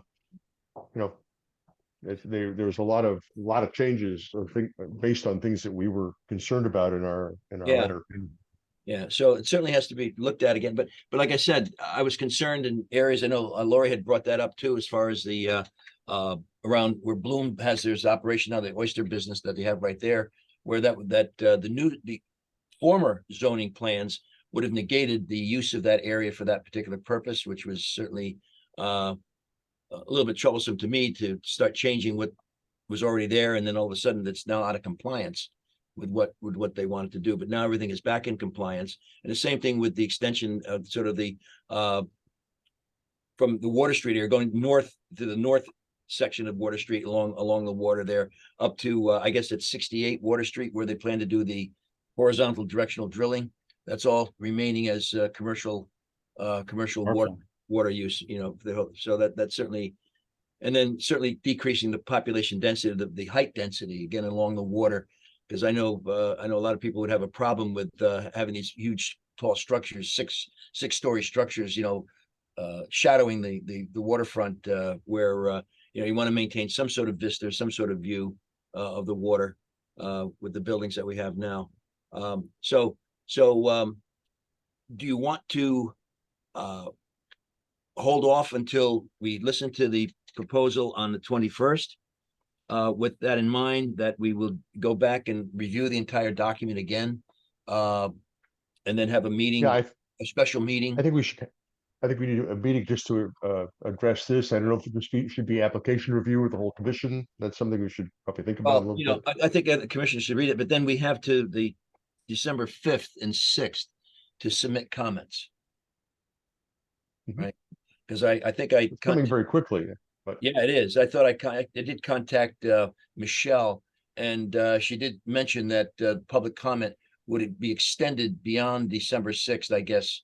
I'm not exactly sure how long. She didn't really specify how long after the December 6th public hearing that they had. Because I thought maybe they would also like to entertain questions from the public as well on that. But I think for us to have the privilege of listening again, the courtesy of listening to that proposal again, with what we learned tonight in mind, I think that would be helpful to me anyway. I do want to clarify that the public hearing will close at the end of the meeting on December 6th. So any written comments, I would suggest if you guys have something in writing, to submit it by the 5th probably, just so they have it before any of the meetings, I think is the safest bet. But public comment will close on December 6th. So then that would require a special meeting for us, Alan, to have after the 21st sometime. We can meet basically after we hear the comments. If anybody has any additional remarks or comments after they've had a chance to review the article, the proposal in its totality, with the new information that we have in mind, we can certainly put something together and then submit it by the 5th. I think that's a good plan. Right. Right. All right. Thanksgiving's a bump in the road there, but otherwise, yeah, we need to. Yeah, Yeah. well, look, the meeting is at 6 o'clock on the 21st. We certainly would have, well, there's the 22nd, Thanksgiving is the 23rd, the 24th. I have no problem with any time that week. We got the 27th, 28th, 29th, 30th, etc. In the Right. evening time if we want. you want to set a time now, to meet? Sure. Yeah.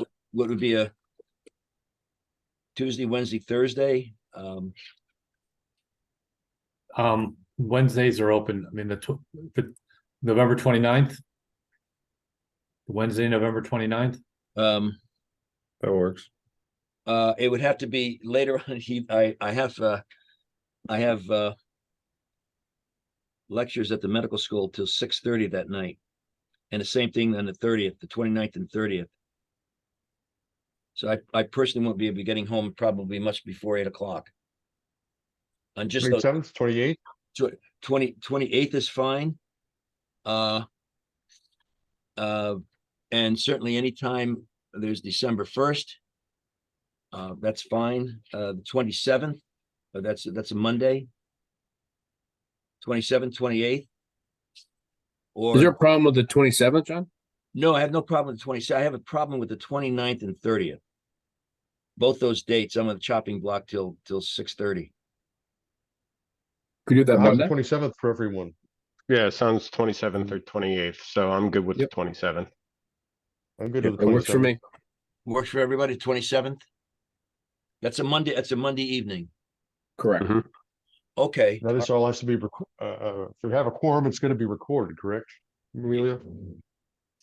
well, yeah. I Yes, don't- if you have a quorum or if you're holding a special meeting, it'll have to be noticed and it needs to be noticed 24 hours in advance. So we'll need to have it, if it's on Monday, you should confirm by a week from today, by Wednesday, so I can get that posted before we leave for Thanksgiving.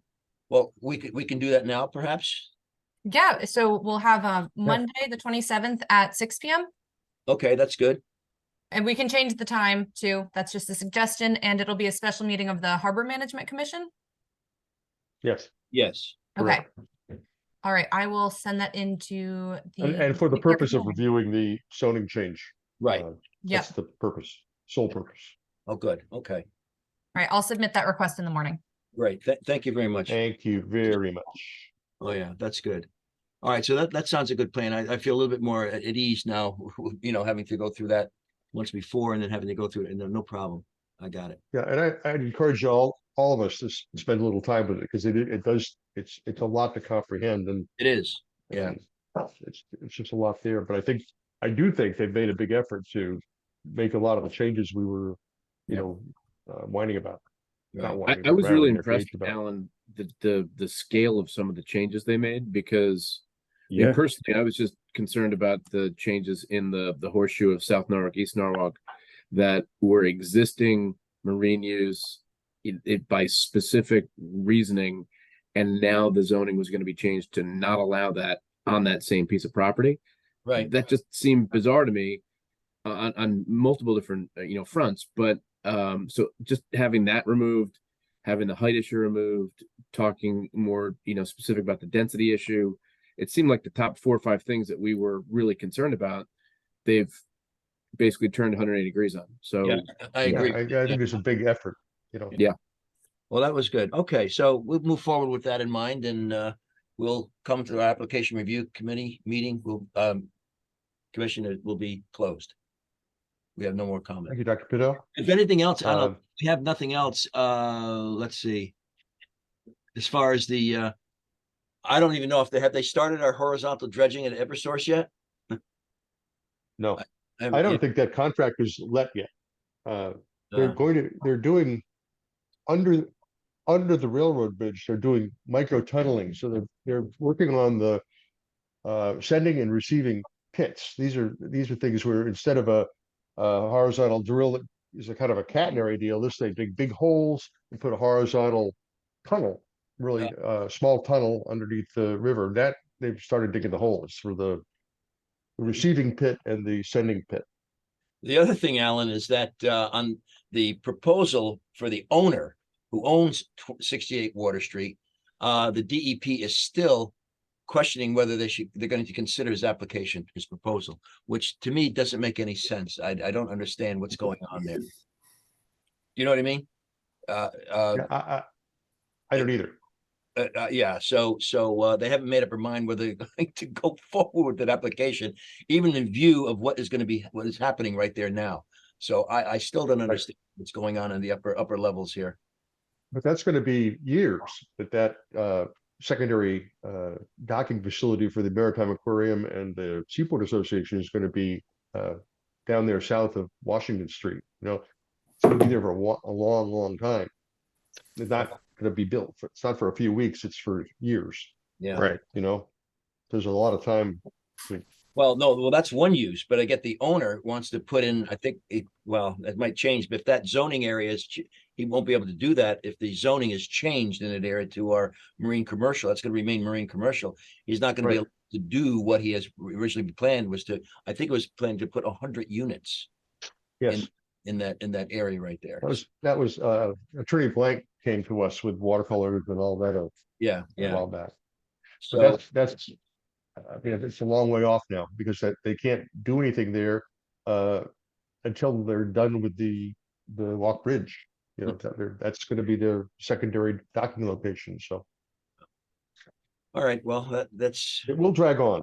yeah, I'm sure it does. Anything else, Sean? No, that's it, Alan. I think that's exhausted those. I have correspondence. It was intended for public comment, but it's in written form, so I guess I'll read this to you. This is from Diane Loricella. I'm sorry, and one other thing I meant to bring this up, and that is our issue at on Seaview Avenue, where 8084 Seaview Avenue, which was the right next to Overton's there, or in Yep. Overton. Mhm. That application still has not been reviewed and completed as yet. They're still pending. They haven't even seen the final application on that. So that's also still in the wind as far as being completed. So and I'm not much sure what the holdup on that one is as well. So anyway, we're finished. And you were gonna write a letter to the DEP. Were you not? Yes, we've been in contact with them, and that goes along. That goes along with the issue of being considered as part of the 408 comment, because that project also requires a 408 permit from the Army Corps because they're in the navigation anchorage, as well as our docking facility in the East Basin, as well as there's one other point that we're trying to bring out, and that is at least having the courtesy of being part of the that application process for the 408 process that other communities have.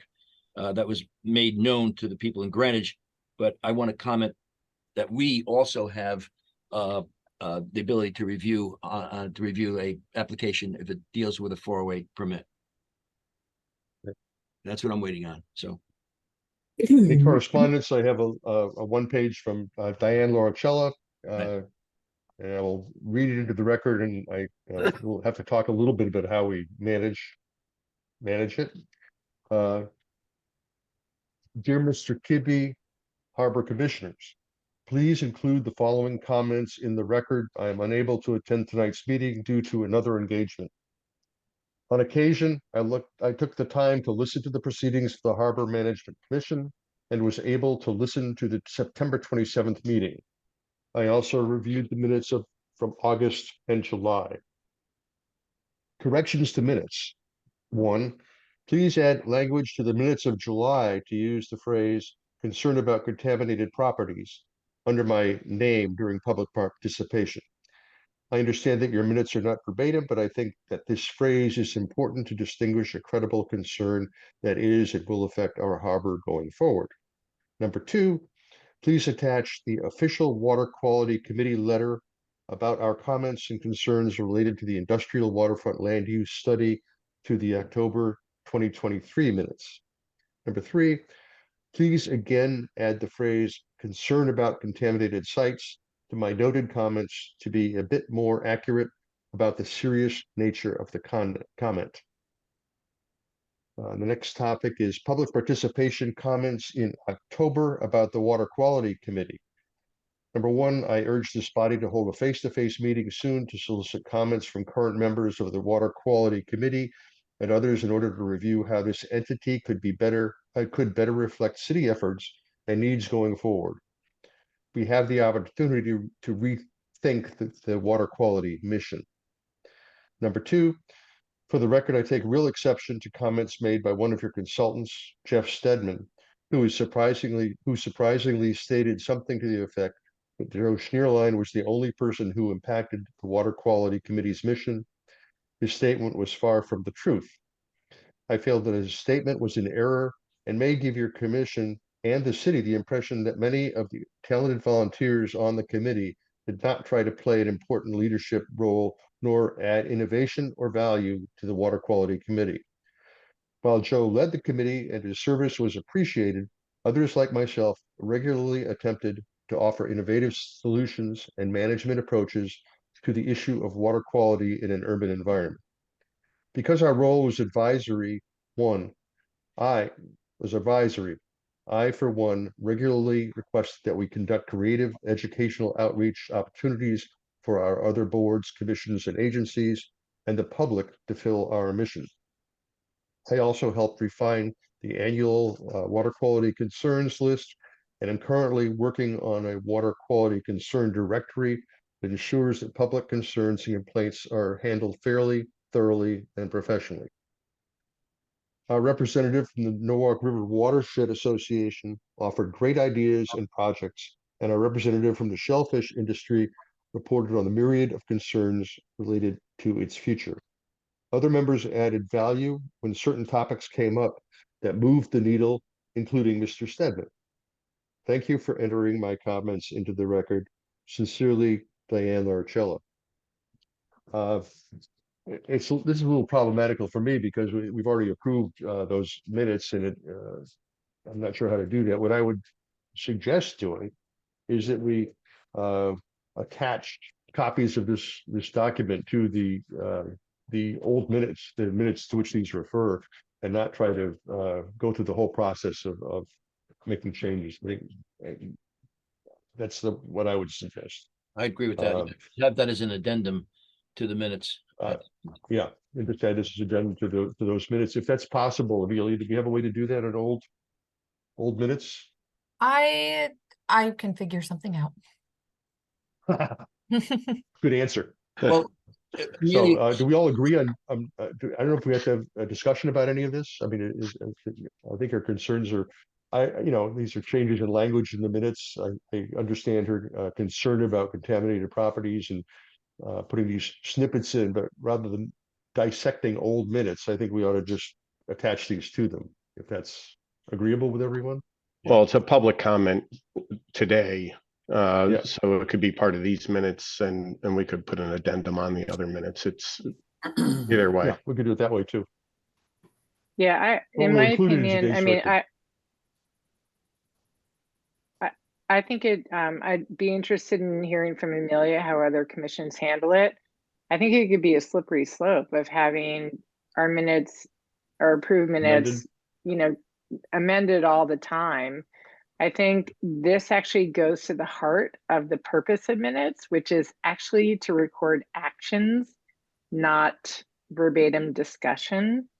So I don't know. I mean, I think it's valuable what Diana's saying, and I think as Jeff says, if it can be recorded as public comment tonight, that, as part of tonight's meeting, that's important. I don't know if we go back and start amending all our minutes. No, I agree. I don't think we have to do that. And I agree that all we need to put on is the public comment as an addendum that someone can read and respond. You can call reference to whatever they need to call reference to, but that's an addendum, and that's outside of our minutes. We've already agreed upon our minutes. Yeah, you can't. It's a big project to rescind the minutes and then reapprove them, and we're just not going there. But I think, in all fairness, to have that as part of, now, I think, Amelia, you can take a PDF file, have that document scanned in, and you can add to an already PDF file to the end of it, can't you? You have that capability? I know. Yeah, that's what I'll figure out tomorrow. Yeah. But yeah, so we wouldn't be, just to clarify, Lori, we would not be amending any of the minutes because they've been approved. Right. And I'll check tomorrow, make sure everything's legal, but I think adding an addendum is fine. And like you guys have all said, I think having it reflected in tonight's minutes, her comments, and I can even add the email to tonight's minutes too when I post them, I think is sufficient. And then going the extra mile of adding an addendum to the previous minutes that she references. And there's a letter that I think we all have. I certainly have the letter she refers to the same thing for us. I have a copy of that.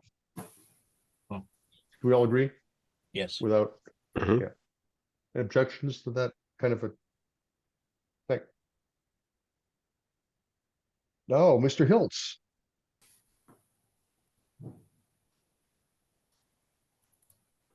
Good evening, commissioners. My apologies. I was with your fellow commissioners in Greenwich for a lengthy amount of time just now and managed to extricate myself. I beg your forgiveness, and I was wondering if you had any particular questions about Mr. Bloom's project or the Teneta Circle project. Well, Mr. Bloom's project, we decided that we were going to certainly move forward with that. We had no comment, but the one at 18 Teneta Circle, John, we had tabled it for now. Okay. For certain additional information, I guess, or to actually have you review that with us. There were some questions about the distance and the from the current proposal, the current doc. All right. Will you provide me with those, Dr. Pino? Yeah, The questions? we do. Fine, that's fine. Not an issue, and happy to provide you anything you need. All right. Again, my apologies, No, we understand the because double booked. several other people had same issues. I know Mr. Bajek had an issue too, because he was presenting also in Greenwich. But this is Greenwich's normal time. This is not our normal time to meet. We're meeting a week early because of Thanksgiving holiday. That's perfectly understandable, and I probably won't talk to you all before then, so have a happy Thanksgiving. Same to you, Thank John. you, sir. Thanks, All right. John. I'll see you all later. Happy All Thanksgiving. right. Thanks. Bye-bye. All right. Chairman's report. Put my face back on. I'll try to be brief. I have a number of reminders for everyone. Everyone should have received an invitation from Chairman Bartosh for the December 6th holiday event. I just encourage you to, having been to that once before, it's a great time. Shellfish. December 6th at 7 p.m. I showed a yacht club, $40 per person. You need to respond to Mr. Bartosh, Chairman Bartosh, or Bill Mooney at the Health Department. So that's the first thing. You submit a check to the Shellfish Commission to that, Steve? Yes, sir, please. And Yep. at any time, or to your attention, your address? Sooner the better that it can get over to Bill's office, but Bill won't be in until the 27th, I believe. I'm kind of excited about the Shellfish Commission sponsoring and actually opening their own oysters for us. Every year, well, not for several years, but Please to give us lessons there, The next item I have is the nominating committee. Next meeting in December, Yes. we have to appoint our nominating committee. It's 3 people. The nominating committee will nominate a chair of the commission, a vice chair, and a secretary. Mhm. It's done by a motion of the commission. And it's three people for the nominating committee. So I'd ask you all to think about wanting to do that, all the commissioners, and we'll have to have a motion to nominate the commission, the nominating committee at You a December meeting. usually appoint that, Alan. I mean, I've done it in previous years, as far as the nomination committee for the Donovan Award, nominating committee for the officers. So I'd certainly have no problem. It should be 3 people. Yes, That's all. Yeah. That's right. Yeah, no, it wasn't that. It was just that we had I think we had 3. I mean, yeah, and I think that you just said that we should use that same nominating committee to recommend the recipients of a Donovan Award or several Donovan Awards. Right. And I'm just going to thank you, Doc, for setting out the qualifications for the award. It's really great to have that information as well. The other reminder is that our annual meeting is February 28th, 2024. And what happens at that meeting is the election of officers that are nominated by the nominating committee. And I'm thinking that could also be a State of the Harbor meeting and the Donovan Awards presentations. And we could, Well, that's yeah, and we could kick it up a little bit and do our business meeting and plan review immediately before a State of the Harbor meeting or something of that nature, just to get our work done quickly and then have our State of the Harbor meeting for the public, That's February 28th, Alan, right? February 28th. Right. Mayor's Water Quality Committee, there's work to be done there. Now that Joe has resigned and we have an opportunity to make changes with how things are, maybe we don't need to, but it's a good time if changes need to be made for us to make the Water Quality Committee more efficient and effective. I met with Diane Marcella and we talked extensively about, all the things that could happen. Our relationship with the Water Quality Committee is defined in our bylaws. And it's very simple. We're there to provide leadership and possibly financial support for the Mayor's Water Quality Committee. That's what our role is. My take when I joined the commission what really amazed me was how many agencies there are that deal with water quality, and I just keep thinking sometimes it might be a better way to tackle it. Besides we have Shellfish, we have Harbor Commission, we have the Mayor's Water Quality Commission, and we have the Norwalk River Watershed Association. Plus, we have DEEP, the EPA, and all the federal and state things there. So I said maybe there's a better way to organize this, and I think that Diane would like to get together with some of us and maybe some of her folks, and maybe just informally talk about it. I can't set a time, but I'd like to think about if there's a different way we go about it.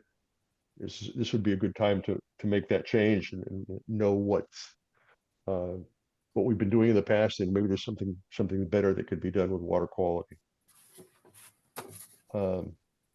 And the final thing is that we're still short one commissioner, and we really need to do some recruiting. I think that a lot of the commissions in the city of Norwalk have a problem with the lack of volunteerism that I think is everywhere. There's people just aren't volunteering to do these kinds of things, and it's a lot of work. So we need to encourage our friends, people we know. I was giving some thought to getting a high school student or a college student who's a Norwalk resident involved as a junior commissioner, both to train a possible future commissioner, somebody who wants to be a volunteer. We should be doing that with the Harbor Police and with the Harbor Master, but also you could put somebody on the Shellfish Commission, perhaps, and on the Harbor Commission to be I think somebody who's studying marine science, aquaculture would benefit from that, and I think we would benefit as well. So it's something I've been thinking about. Any other ideas? Just give them to me about how we can recruit. We can advertise. I'll put something on our webpage about that, about the need for commissioners or a commissioner. But if there aren't volunteers, we should just grow some people, and just get them onto the commission. And I've been reminded many times now that it would be nice to have another woman on the Harbor Commission as well, to get a little balanced view. So that is my report. Alan, sorry to interrupt. As you know, I need to leave. So I apologize. I've got a family commitment. Happy Thanksgiving to all. And apologies for having to leave early. To All right, Lori. bye. Happy Thanksgiving. Happy Thanksgiving. Thanks, Larry. Yeah, we've always been the response, to women. We've had Pat Clark, and then we had Jan, Schaefer, who have been on the commission meeting. We've had, so it's not. I just get reminded from time to time. Not that we have not had women on the.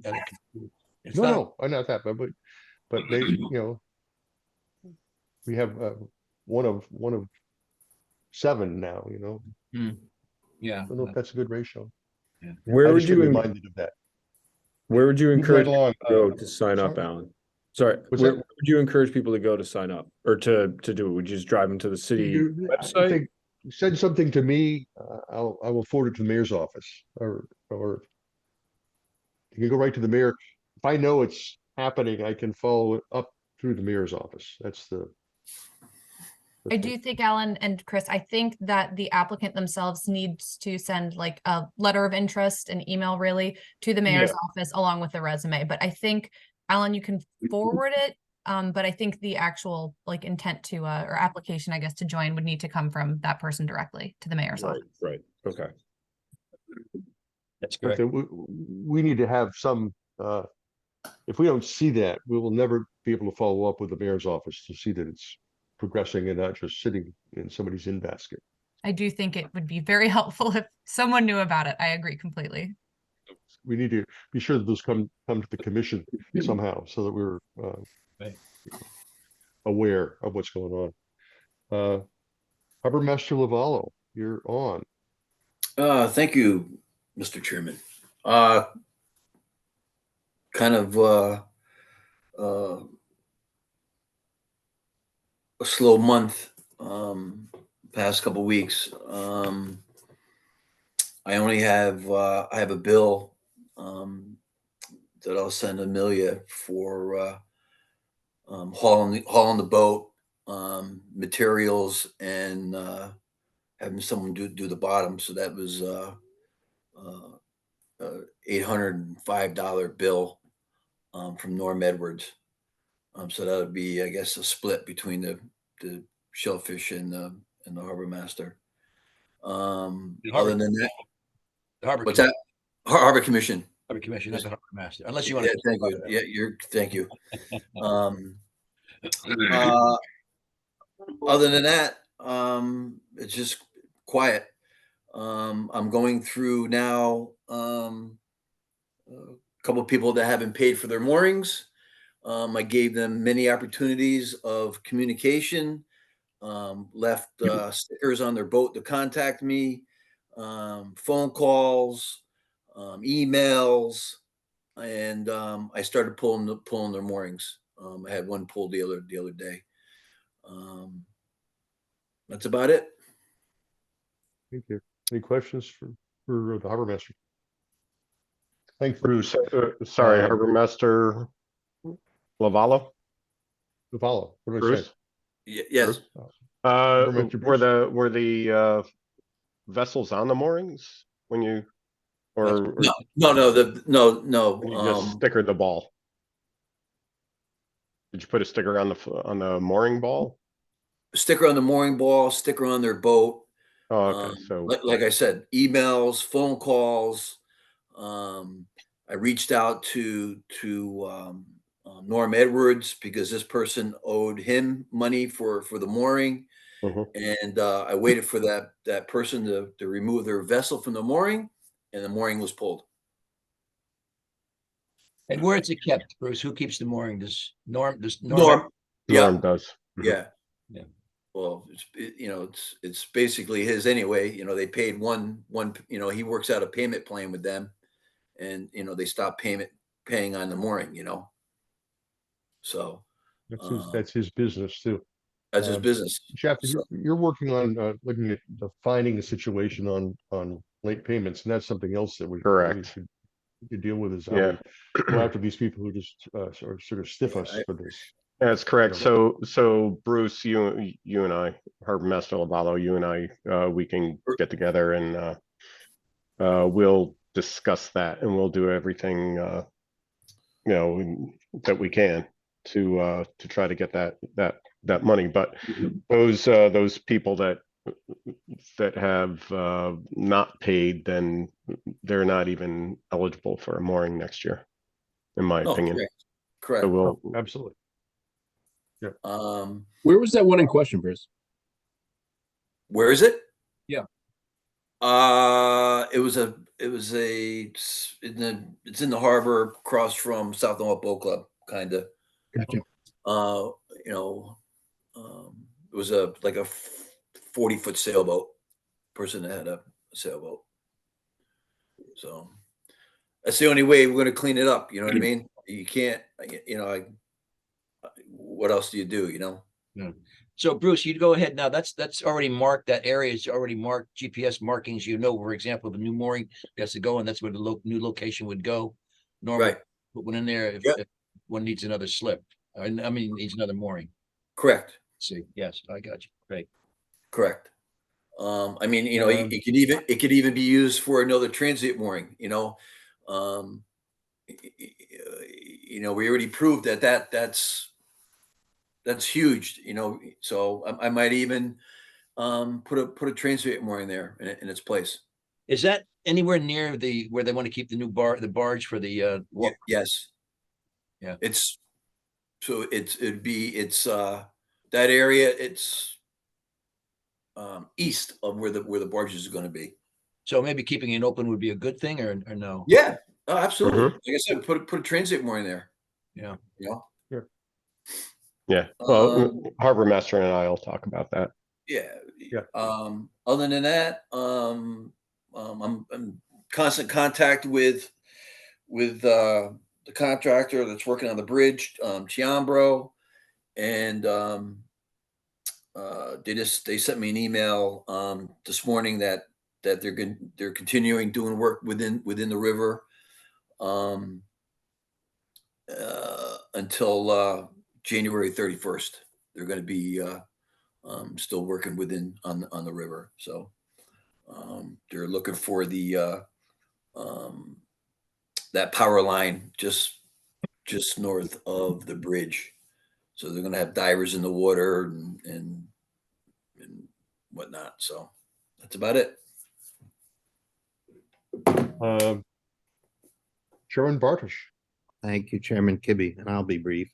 Most of this we already discussed, Shellfish Commission's opinions. 18 Teneta, we recommended a site inspection, and we'll be arranging that. Hopefully some of this commission can come along at a low tide.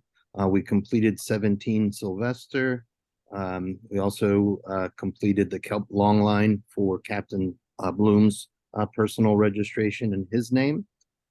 Again, Chairman Kibbe, thank you for forwarding my email in terms of our holiday event. My email and phone number are at the bottom of that email, so please contact me. I won't say what those data are here. And eat Norwalk shellfish, if not at the holiday event, on your own with your own families and friends. So thank you guys, and I yield back. Happy Thanksgiving. Happy Thanksgiving. Thank you, Mr. Chairman. Mr. Stedman is not with us tonight. He's still occupied at the Greenwich town of Greenwich meeting. Of course. Commissioner Mangles. Not too much to say, and I'll make it brief. The online mooring system, not DOCWA, but the online moorings, 118 moorings this year in 2023, and 4 walk bridge temporary moorings in the inner harbor. And if anybody's been out on the water, you saw the big mooring balls that were dropped, but they paid for the 4 moorings. DOCWA. The average length of stay was 2 days, some people more, in the repeat stays. So just interesting stuff. Repeat stays are from the same person as 4. And the average for the 2 moorings, and this is only on the 2 moorings in the inner harbor, it's an average of 134 feet per mooring that was sold, if you will, and 28 visitors. The season ends November 27th. So we put a date on November 27th. Moorings vessels have to be out anyway by December 1st.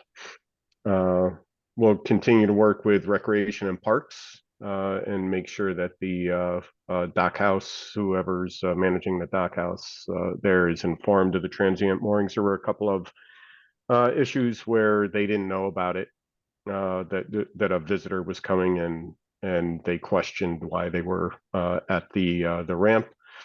Recreation and Parks have been fantastic about helping us out, getting all of that ironed out, and anything that I have asked for, they've responded and quickly. As mentioned, I'll work with the harbor master in the down season, if you will. And we'll talk about transient moorings and other items. And I will be in touch with Amelia for the letter to the managed fields as a reminder to pay the 50% by the expected date. And that's about all I have. Questions for Jeff? Jeff, how was the Jimbro paying for their moorings? Was that through DocWa? Or are they paying like it wouldn't be a transient mooring, right? It would be It is not a transient. It is through the online mooring system. the online mooring. Okay, so Yes. Mhm. It is not a DocWa. It is through transient mooring. And we charge the maximum amount of $200 for commercial mooring. right. Per ball or per boat? I wish. I said the same thing, Chris. I did. I said, okay, there's 4 balls per mooring, so that's 4 times. Yeah. Oh yeah, absolutely. It didn't go far. It did that. But I like your Um, thinking. I any yield more back for my Chris? time. Go for it. Jeff? Nothing. Mr. McDonald, Chris, finance. Finance. Okay, so I realized right before the meeting that we owe the city form in 2 days. So I'm scrambling to understand it and do it. I put a couple hours into it this afternoon. There's a narrative part which I rewrote a little. It looked like it had been Frankenstein for several years, so I sort of Mhm. made it a little cleaner and put in. They talk about what programs you're gonna do, so I put in things like the street ends and bringing the Amistad, and put a little more, talked a little bit more about the water quality interns, which weren't actually mentioned in it. So that's going to be edited, but it's substantially the same. There is the running total form, I'll call it, that has, I have to update that. I couldn't find last year's. I found the hard copy of last year's. I couldn't find the Excel spreadsheet for last year's. So I found the one for the year before. I'll just update that.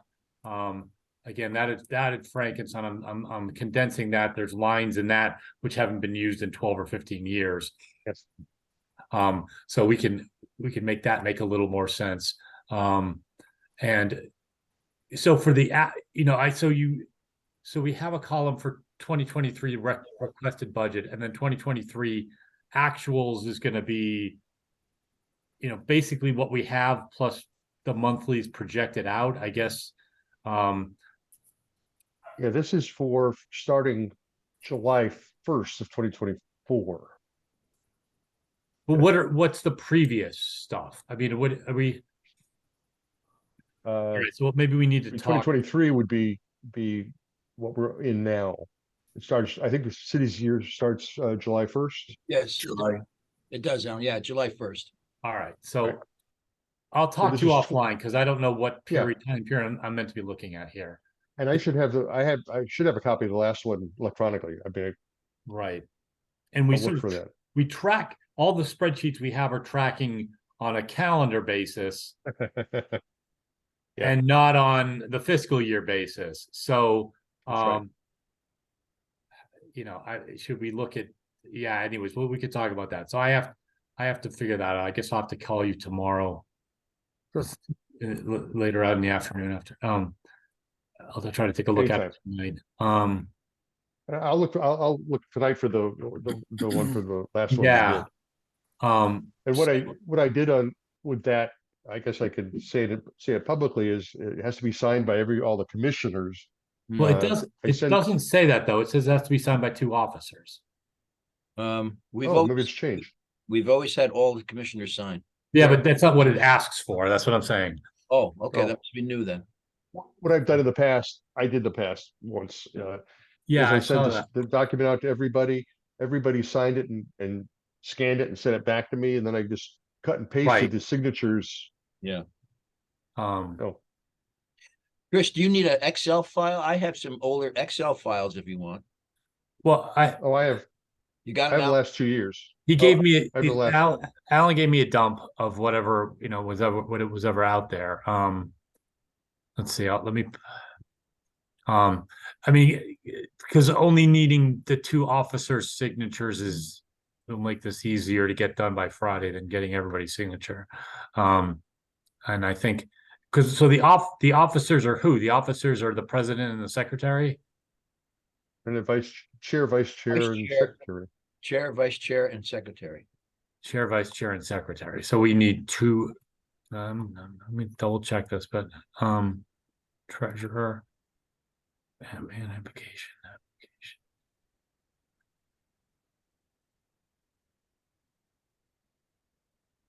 Yeah. Let me throw this up.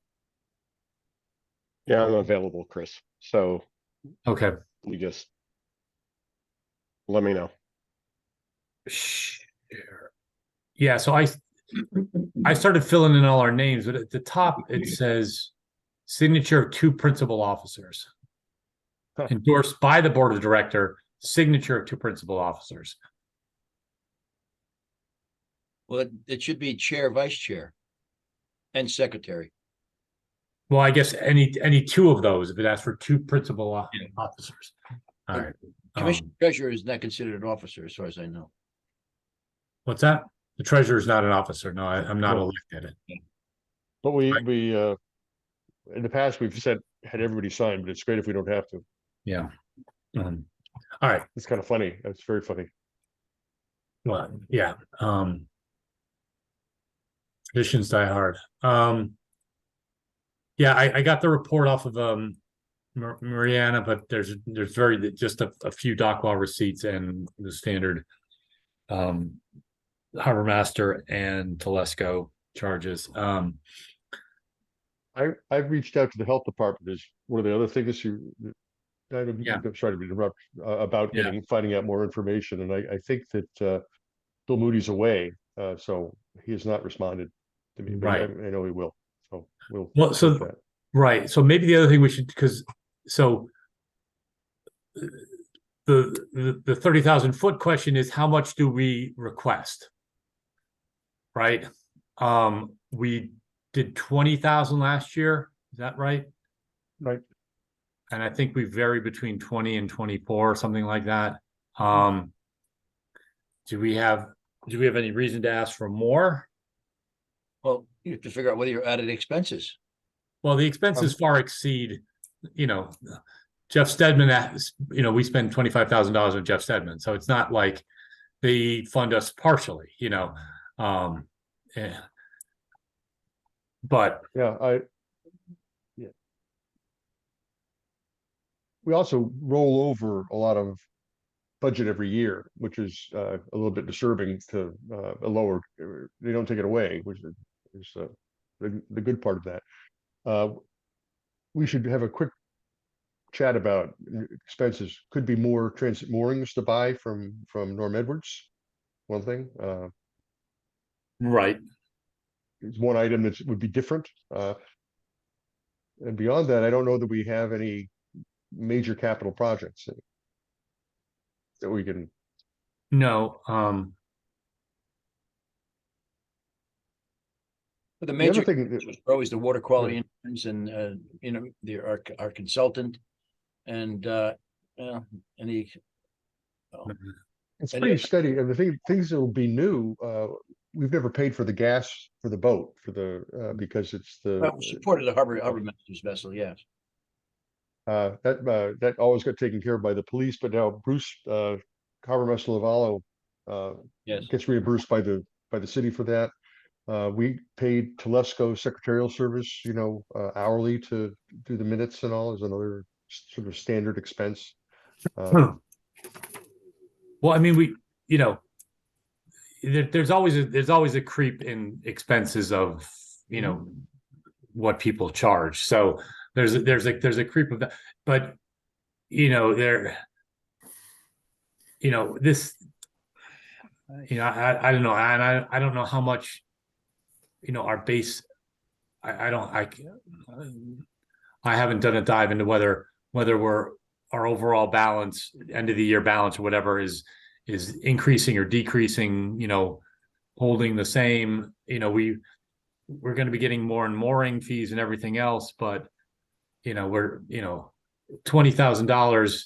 I mean, You haven't had to bill Jeff Stedman for a while, right? well, we billed through August or something, or we paid him in August. The bill was for shorter time, but but between the harbor master, water quality, that's 20,000, and so harbor master, water quality, and Jeff Stedman and Telesco is about $50,000, and we're asking for 20. Well, we also have the finances we get from the mooring fees. Yes, that's Correct. the other side of it, but But that's, yeah. but if you don't ask for it, you don't get it. Well, that's not necessarily the case from the past. Well, if you ask for it, you might not get it, but if you don't ask for it, you won't get it. Right. Okay, we need to move the conversation along. Sure. But all right, so I make a motion, we request $22,000. Is this a motionable thing? Is this just? No, you're gonna just have to justify it, Chris. You have to figure out what it is. I mean, that should all be there. It's how we not do- though. It's all, it's half of our, you've seen the books, Alan. It's not really. Yeah. We don't even No. track it based on what we're requesting.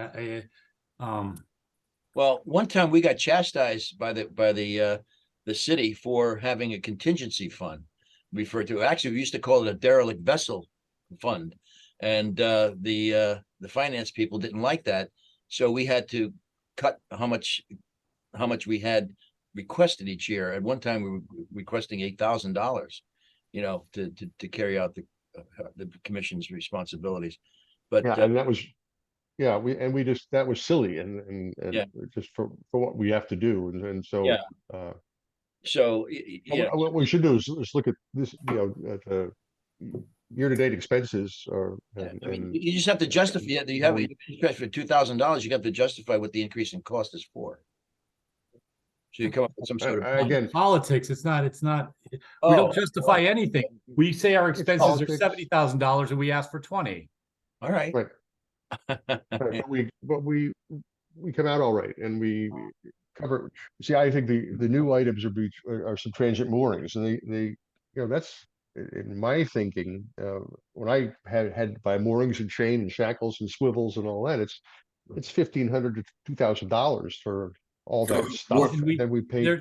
There's no balancing between, we like I said, we give a list of $70,000 worth of stuff and we ask for 20. So we're not justifying anything. We're just asking for an allowance. It's not, there's no dollar to dollar comparison here. So, Well, I don't know, Chris. That's No. that's the way it was done before. We always got. yeah, but I know old habits die hard, but so does it. But inflation is It's real, not- and we it's not should ask our for more old money. habit. We don't get it. It's not our old habits. It was what the financial people were looking for. They wanted justification of why are you asking for that number of money? So if you can justify that, I certainly have no problem with Sure, I'll put $2,000 in for derelict vessels. it. Remember, we did Cost have us to dispose of a $6,000. vessel. It cost us $6,000 2 years ago. We It had did, it Right. cost us $6. we had Yeah. we had $6,000. we had $6,000 to $8,000 in a derelict vessel fund, and they chastised us for it. We called Yeah. it.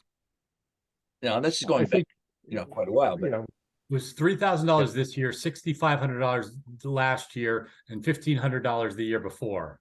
yeah, so So we're running So- we're running at about 11,000. We're running at about $3,300 a year in derelict vessels over the last 3 years. Projected out, so there you go. There's a justification for $3,000 more. Exactly. So I make a motion that we request $23,000 from our city grant. I certainly have no problem with that. But they're going to need to say yay or nay, either one. We can. Yeah, and you and I will have to go defend that too with Sure. BET, Board of Investment and Taxation. Well- Like a little grilling. Yeah, I agree, Chris. We have to update, Yep. uptick the amount of money. Well, the year before, we had got $24,000, you know, so. Yeah. You know, so I don't know why we So- knocked it back down. So yes, I mean, we're. I think we would be. And since we're talking about budgets and things, I think that the harbor master is being underpaid actually at the $1,000. I think that's what it is per month stipend that he gets from us, and I think that money should that amount should go up. And I don't know if that's set in stone or if it's. No, it's not. It's up to the commission. No, it's not. Okay. It's not, it's commission expense.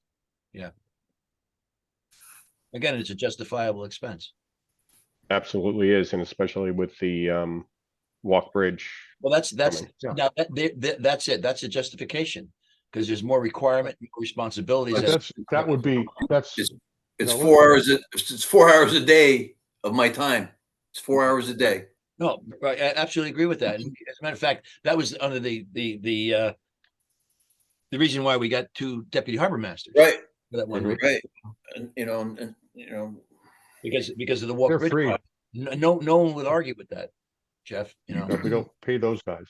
But I heartily agree, and I think that's another thing. All right. Can we talk tomorrow, Chris, and just put some Sure. of these things together? Well, Because that's one more question about that. The write-up says that the harbor master gets a stipend from the state as Yeah, well as the he gets city. $700. Yes, well, it's 700 A year. experience, and I think it's 500 if there's no experience. That's correct. That's a year. That's a year. Oh, per Yeah. year. Per That's per year, year. correct. That's per year, Chris. Okay, yeah. Okay. Oh, a month. No. No. Yeah, That's per year. Yeah. Okay. I didn't know. I had no idea. But I saw that in the write-up. Yeah, that's just enough to keep Bruce in razor blades. Yeah. True. See? Well, it's not enough. Yeah, there you go. Yeah. Can talk to the missus about that, how she likes the, appendage, All right. Well, no more. more finance. Were we going to vote on the 23,000? Or are we gonna talk about that later? I think we should put it together. I think we should Yes. kind of put the numbers together, because we're gonna have to defend it with the city, and then those are all things we should put All down. right, And so then the commission and it doesn't get a falls say into on place. it. Yeah, I mean, I think that's a basic thing. Yeah, the commission can agree with it, but again, we just have to defend it, Chris. Well, there's no justification for the 20,000. Well, there used to There's- be. Yes, there is. Yeah. Well, Yeah, there is. There's a spreadsheet with all that kind Yeah. of it doesn't balance. forward-looking. What? Yeah, I think Chris's point is that it's not a balance, right? not a And balance. 20,000 helps us out. It's like an allowance, Yeah, so we have expenses, our pension are $50,000 Yeah. to $60,000 a year. We Right. get 20 from the city, and we get 25 for the $30,000 from the moorings. Hmm. Something like that. I mean, that's kind of in really Yeah. gross numbers. That's how we're funded. Yeah, Chris, Yeah. that's where I pay the big bucks, Chris, to balance the budget. I get paid less than Bruce. But I only look at this stuff like one weekend a month, so There you go. I'm not claiming a huge effort on this. Okay, we need to move along. Yeah, we'll here. move. I have nothing more for the treasurer's report. Let's talk tomorrow, because Yeah. I can look over that with you if you want. Yeah. Plans and recommendations. I've been asking Jessica about how to move forward with incorporating the street end grant into her project. I saw her at an event a couple weeks ago, and she's like, "Yes, I owe you an email." And I just before the meeting, and I actually ran into Jeff Stedman in the library a couple weeks ago, or just a week ago. And he was like, "Yeah, maybe we should do this with the scope." And I won't go into the details, but and I did look up what the grant agreement says, and the funds have to be expended by end of June 2024. Chris, on that note, Mr. Hammond, who's the interim, the executive director, Right. he's not sure about that date, so there might be some question about that. He doesn't believe that this is correct, that's correct. Well, it's in writing, so that's good that he thinks it's No, well, flexible. Yeah, well, that's, But yeah. When it says I would go with what his opinion is, because he's not in charge of the program. Well, I will get it. That's good that we can get it. It's pretty clear what it says, and it says Right. that it says that it can be unless with written permission. So, what we have to do is come up with a plan and say we need until, December 2024 to spend the money. I'll make a call from tomorrow. Right. So So I've been chasing that too. yeah. So I wrote an email this afternoon to you and Jessica and Jeff I saw. and saying, And I have sent some Why some don't you too. check, So check with, Hammond, the executive director, because he's. well, we will, I think we have to get a plan, and then, we have to go to him and say, we've never really told him we're gonna mingle his funds with another city project. I think Jeff talked to him or somebody and said, yes, that sounds like a good idea. But Jeff was always like, we should formally tell them and ask for their concurrence. And I think part of that letter to them should say, we would like an extension for the expenditure of funds. Well, first find out whether the June 30th date is correct. He It's doesn't. in black and white in the agreement. That part's not, that Okay. part is All right. 100% clear. All right, well, then I would certainly consult with the executive director, because he's not- Yes, but I think he's we have, not in charge. we're He's gonna get a not plan doing together blah. first and then go to the Port Authority to make sure we have their buy-in on our plan and on our timeline. But we have to get that agreement and that plan put together with, economic and community development. So that's what I'm pushing, is to get that meeting with Jessica and get this thing going again. We got the momentum back in the summer, and then it kind of died off. So there's nothing actually to report there. Yeah, I don't have anything else in terms of that. And if I'd like to say something really quick about the zoning thing I'm just going to point this out to everybody so that we can, when everybody goes to review it, in the marine commercial zone, in the new proposal, Right. the marine commercial zone is left intact from before, but what they have changed is that within half a mile of the train station, within half a mile of the train station, they've added some other provisions. So basically the entire zone, entire Water Street zone is within Half a mile. of the train station. I scaled it off. They've basically gone to that proposal they had before, where you can have one dwelling unit per 1,500 square feet. What that means is 26 units per acre. Yes, that's what I tried to get out of him. That's right, but he said it wasn't changed. That's 26. So it wasn't that much before. It's 26 units per acre, but they have to be within 250 street feet of Water Street, of the abutting street, which is basically Water Street. I think that's the only zone. That's the only street. There's paths in there, but they're not, any of them are streets. So they basically got back to the concept of concentrating development at within 250 feet of Water Street. That's correct. It's not as bulky as it was before. It's the 3.5 stories, blah, blah, blah, and all the rest. But, that's sort of tucked, I highlighted something. I'll send it around to everybody so that we all have the same thing we're looking at. Because it's kind of tucked in a footnote of the marine commercial, which is at the bottom of this 200-page document. So I'll send that to everybody. We can talk about it. We can talk about it later. As I read, you're right, Chris, because as I read it, in that area right there, they are increasing the residential density in that area in view. Yeah. Yes. But he said no, and I that's what I have to really understand from that one. Yeah. Okay, that's plans and recommendations. Thank you, Yes. Chris. Yeah. Mr. White, you're up. All right, the long-awaited e-newsletter content newsletter thing we're putting together is written. About to send it off to Alan. I just want to read it with a fresh set of eyes. 4 pages of salty goodness. Within here, we will have we've got about 12 pieces of content, like individual topics broken out within the piece. So after we map that out, we can start looking at weekly social updates on our channels for about next 3 months. Obviously the newsletter can live on the site. We will have the ability to print this if we want. It'll be PDF at the, at a caliber that will be able to be printed in any way, shape, or form. And then we'll start. I'm just going to kind of keep the pedal on the gas here and start on the next one right after this is wrapped up, so we can make sure we keep moving. Chris, will we get a chance to review or no? How do you, the I'm going to shoot it over to Alan, get his POV on it. I want to put it together into like an actual layout. I still am only about very beginning that stage, so laying it into like a InDesign file to make it pretty. But I have a 1,500 words here for. You want any comment from the commission members? Was that? You want any editorial comment from the commission members? I mean, sure. I would just, for the interest of time, I just want to make sure that we kind of keep it moving. There's nothing in here that's, proprietary information or too groundbreaking. No, it's not proprietary. No. Involvement kind of stuff. Yeah. But, No. yeah. I mean, we'll send it. We can send it around. That's certainly, everyone get their eyes on Yeah, it. I'll send it around.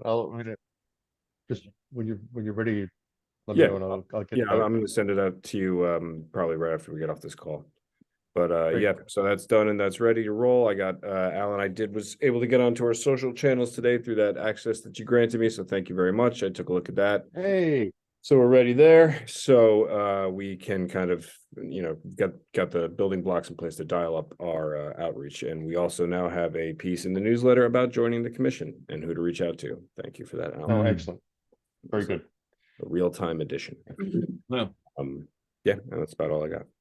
I have a question that concerns the media department. The state of the harbor, that's usually a document. Is it not? what do you mean, Chris? Well, Alan talked about we're going to do a state of the harbor. Oh, in January, right? Yeah. February. In February. February. But But that's That's a report, is it not? yeah, Well- it's a report, but it we used to do an annual report. Yes, we used to put one Right. together. That's correct. Right. Yeah, we've had And- that. We've had, If we have a crack graphics team on board now, should that was good, is that Chris. you, Chris? I'm just saying, is this something we want to volunteer Chris White for? Notice I use your last name, not to be confused with any other Chris's on the commission. Yeah, Chris I'm said happy to he'd do help. Chris said he'd do the annual report, so that leaves it. No, I think we have a lot of work to do on that, If you and want, I mean, Chris, I've got previous annual reports that we've put together. I can send those if you have them. Alan, that you have those. I don't have anything, that I can send you some of the previous annual reports that we put together, Chris. that'd be nice. Great. And I have, Chris, I have a few from Joe Perella who did that for a few years, I guess. So I can send you his thing. I have to organize that and put it on a Dropbox because it's a big file. Okay. Good. I'm glad that's moving forward. Water quality, we talked about that a little bit at the beginning. We don't have a chairman. Joe has resigned, so we have to go on from there. And that's important that we get that reporting going. New business. Harbor Management Commission calendar for next year. We all studied that and put that into our calendar for next year. These are going to be. Amelia, do you have any comments about the calendar for next year? Yeah, so this is just a draft. If there are any issues anyone wants to bring up, I would suggest doing it at this meeting, but with the special meeting tentatively on the 27th, you can bring it up then too. I do have to submit the calendar by December 14th or 15th. So if we can get a vote on it tonight or at the special meeting, that would be great. But it is the fourth Wednesday with two exceptions in November and December due to the holidays. And I'd also just like the consensus. I just want to be sure that you want separate application review and harbor management meetings, just because That would mean you can't vote at the application review meeting. It would be limited to be from 6 to 7, so no harbor management business could be conducted until 7 p.m. and application review can't really spill over into the Harbor Management Commission meeting. So that's one good thing about having the meetings as they are now, is that it adds more flexibility. But I just wanted to be crystal clear on exactly what you guys wanted to do with your calendar. I think we can decide off the cuff. But is there a feeling about in the past, the application review was a sort of a separate committee that's not the entire commission that would do what we do in application review, look at the drawings, talk about the situation, and then make a recommendation to the full commission, who would vote on Right. what our decision or recommendation is. Right. It's kind of segued into now, because of COVID, it segued into having having it all together, and there are many advantages to that. One is the flexibility that it gives us in one. If something runs long, something else can be short. On the other hand, if it's the application review committee is separate, not everybody has to come for that hour, but again, it has to be, in an hour. The other, it needs more staff time in City Hall as well to have 2 meetings back to back. But Is this going to be hybrid, or is this going to be in person? that's another question. In the email that I got from the mayor's office, it said that all meetings are to be virtual except for common council, which will be hybrid. But if there was a consensus among the commissioners, I could inquire about having likely hybrid meetings. I don't think they'd be doing just in person. Because it makes quite convenient, especially when you have agents who are responding to the application to attend, via Zoom or via virtual meeting. I don't know. Mr. Bajek is in Florida, as a matter of fact. Yeah. So I think it's the virtual part of it is pretty wonderful. The downside of it is it's a lot less personal, than Yeah. so we can be in the same room. So Well, I don't think there's any question we're going to keep the Zoom call. It's just, do we want to have, a room for hybrid.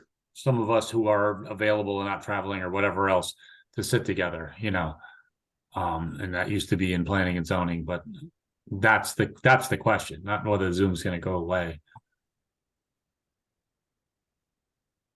Well, I certainly have no problem with that, have ARC review in the beginning.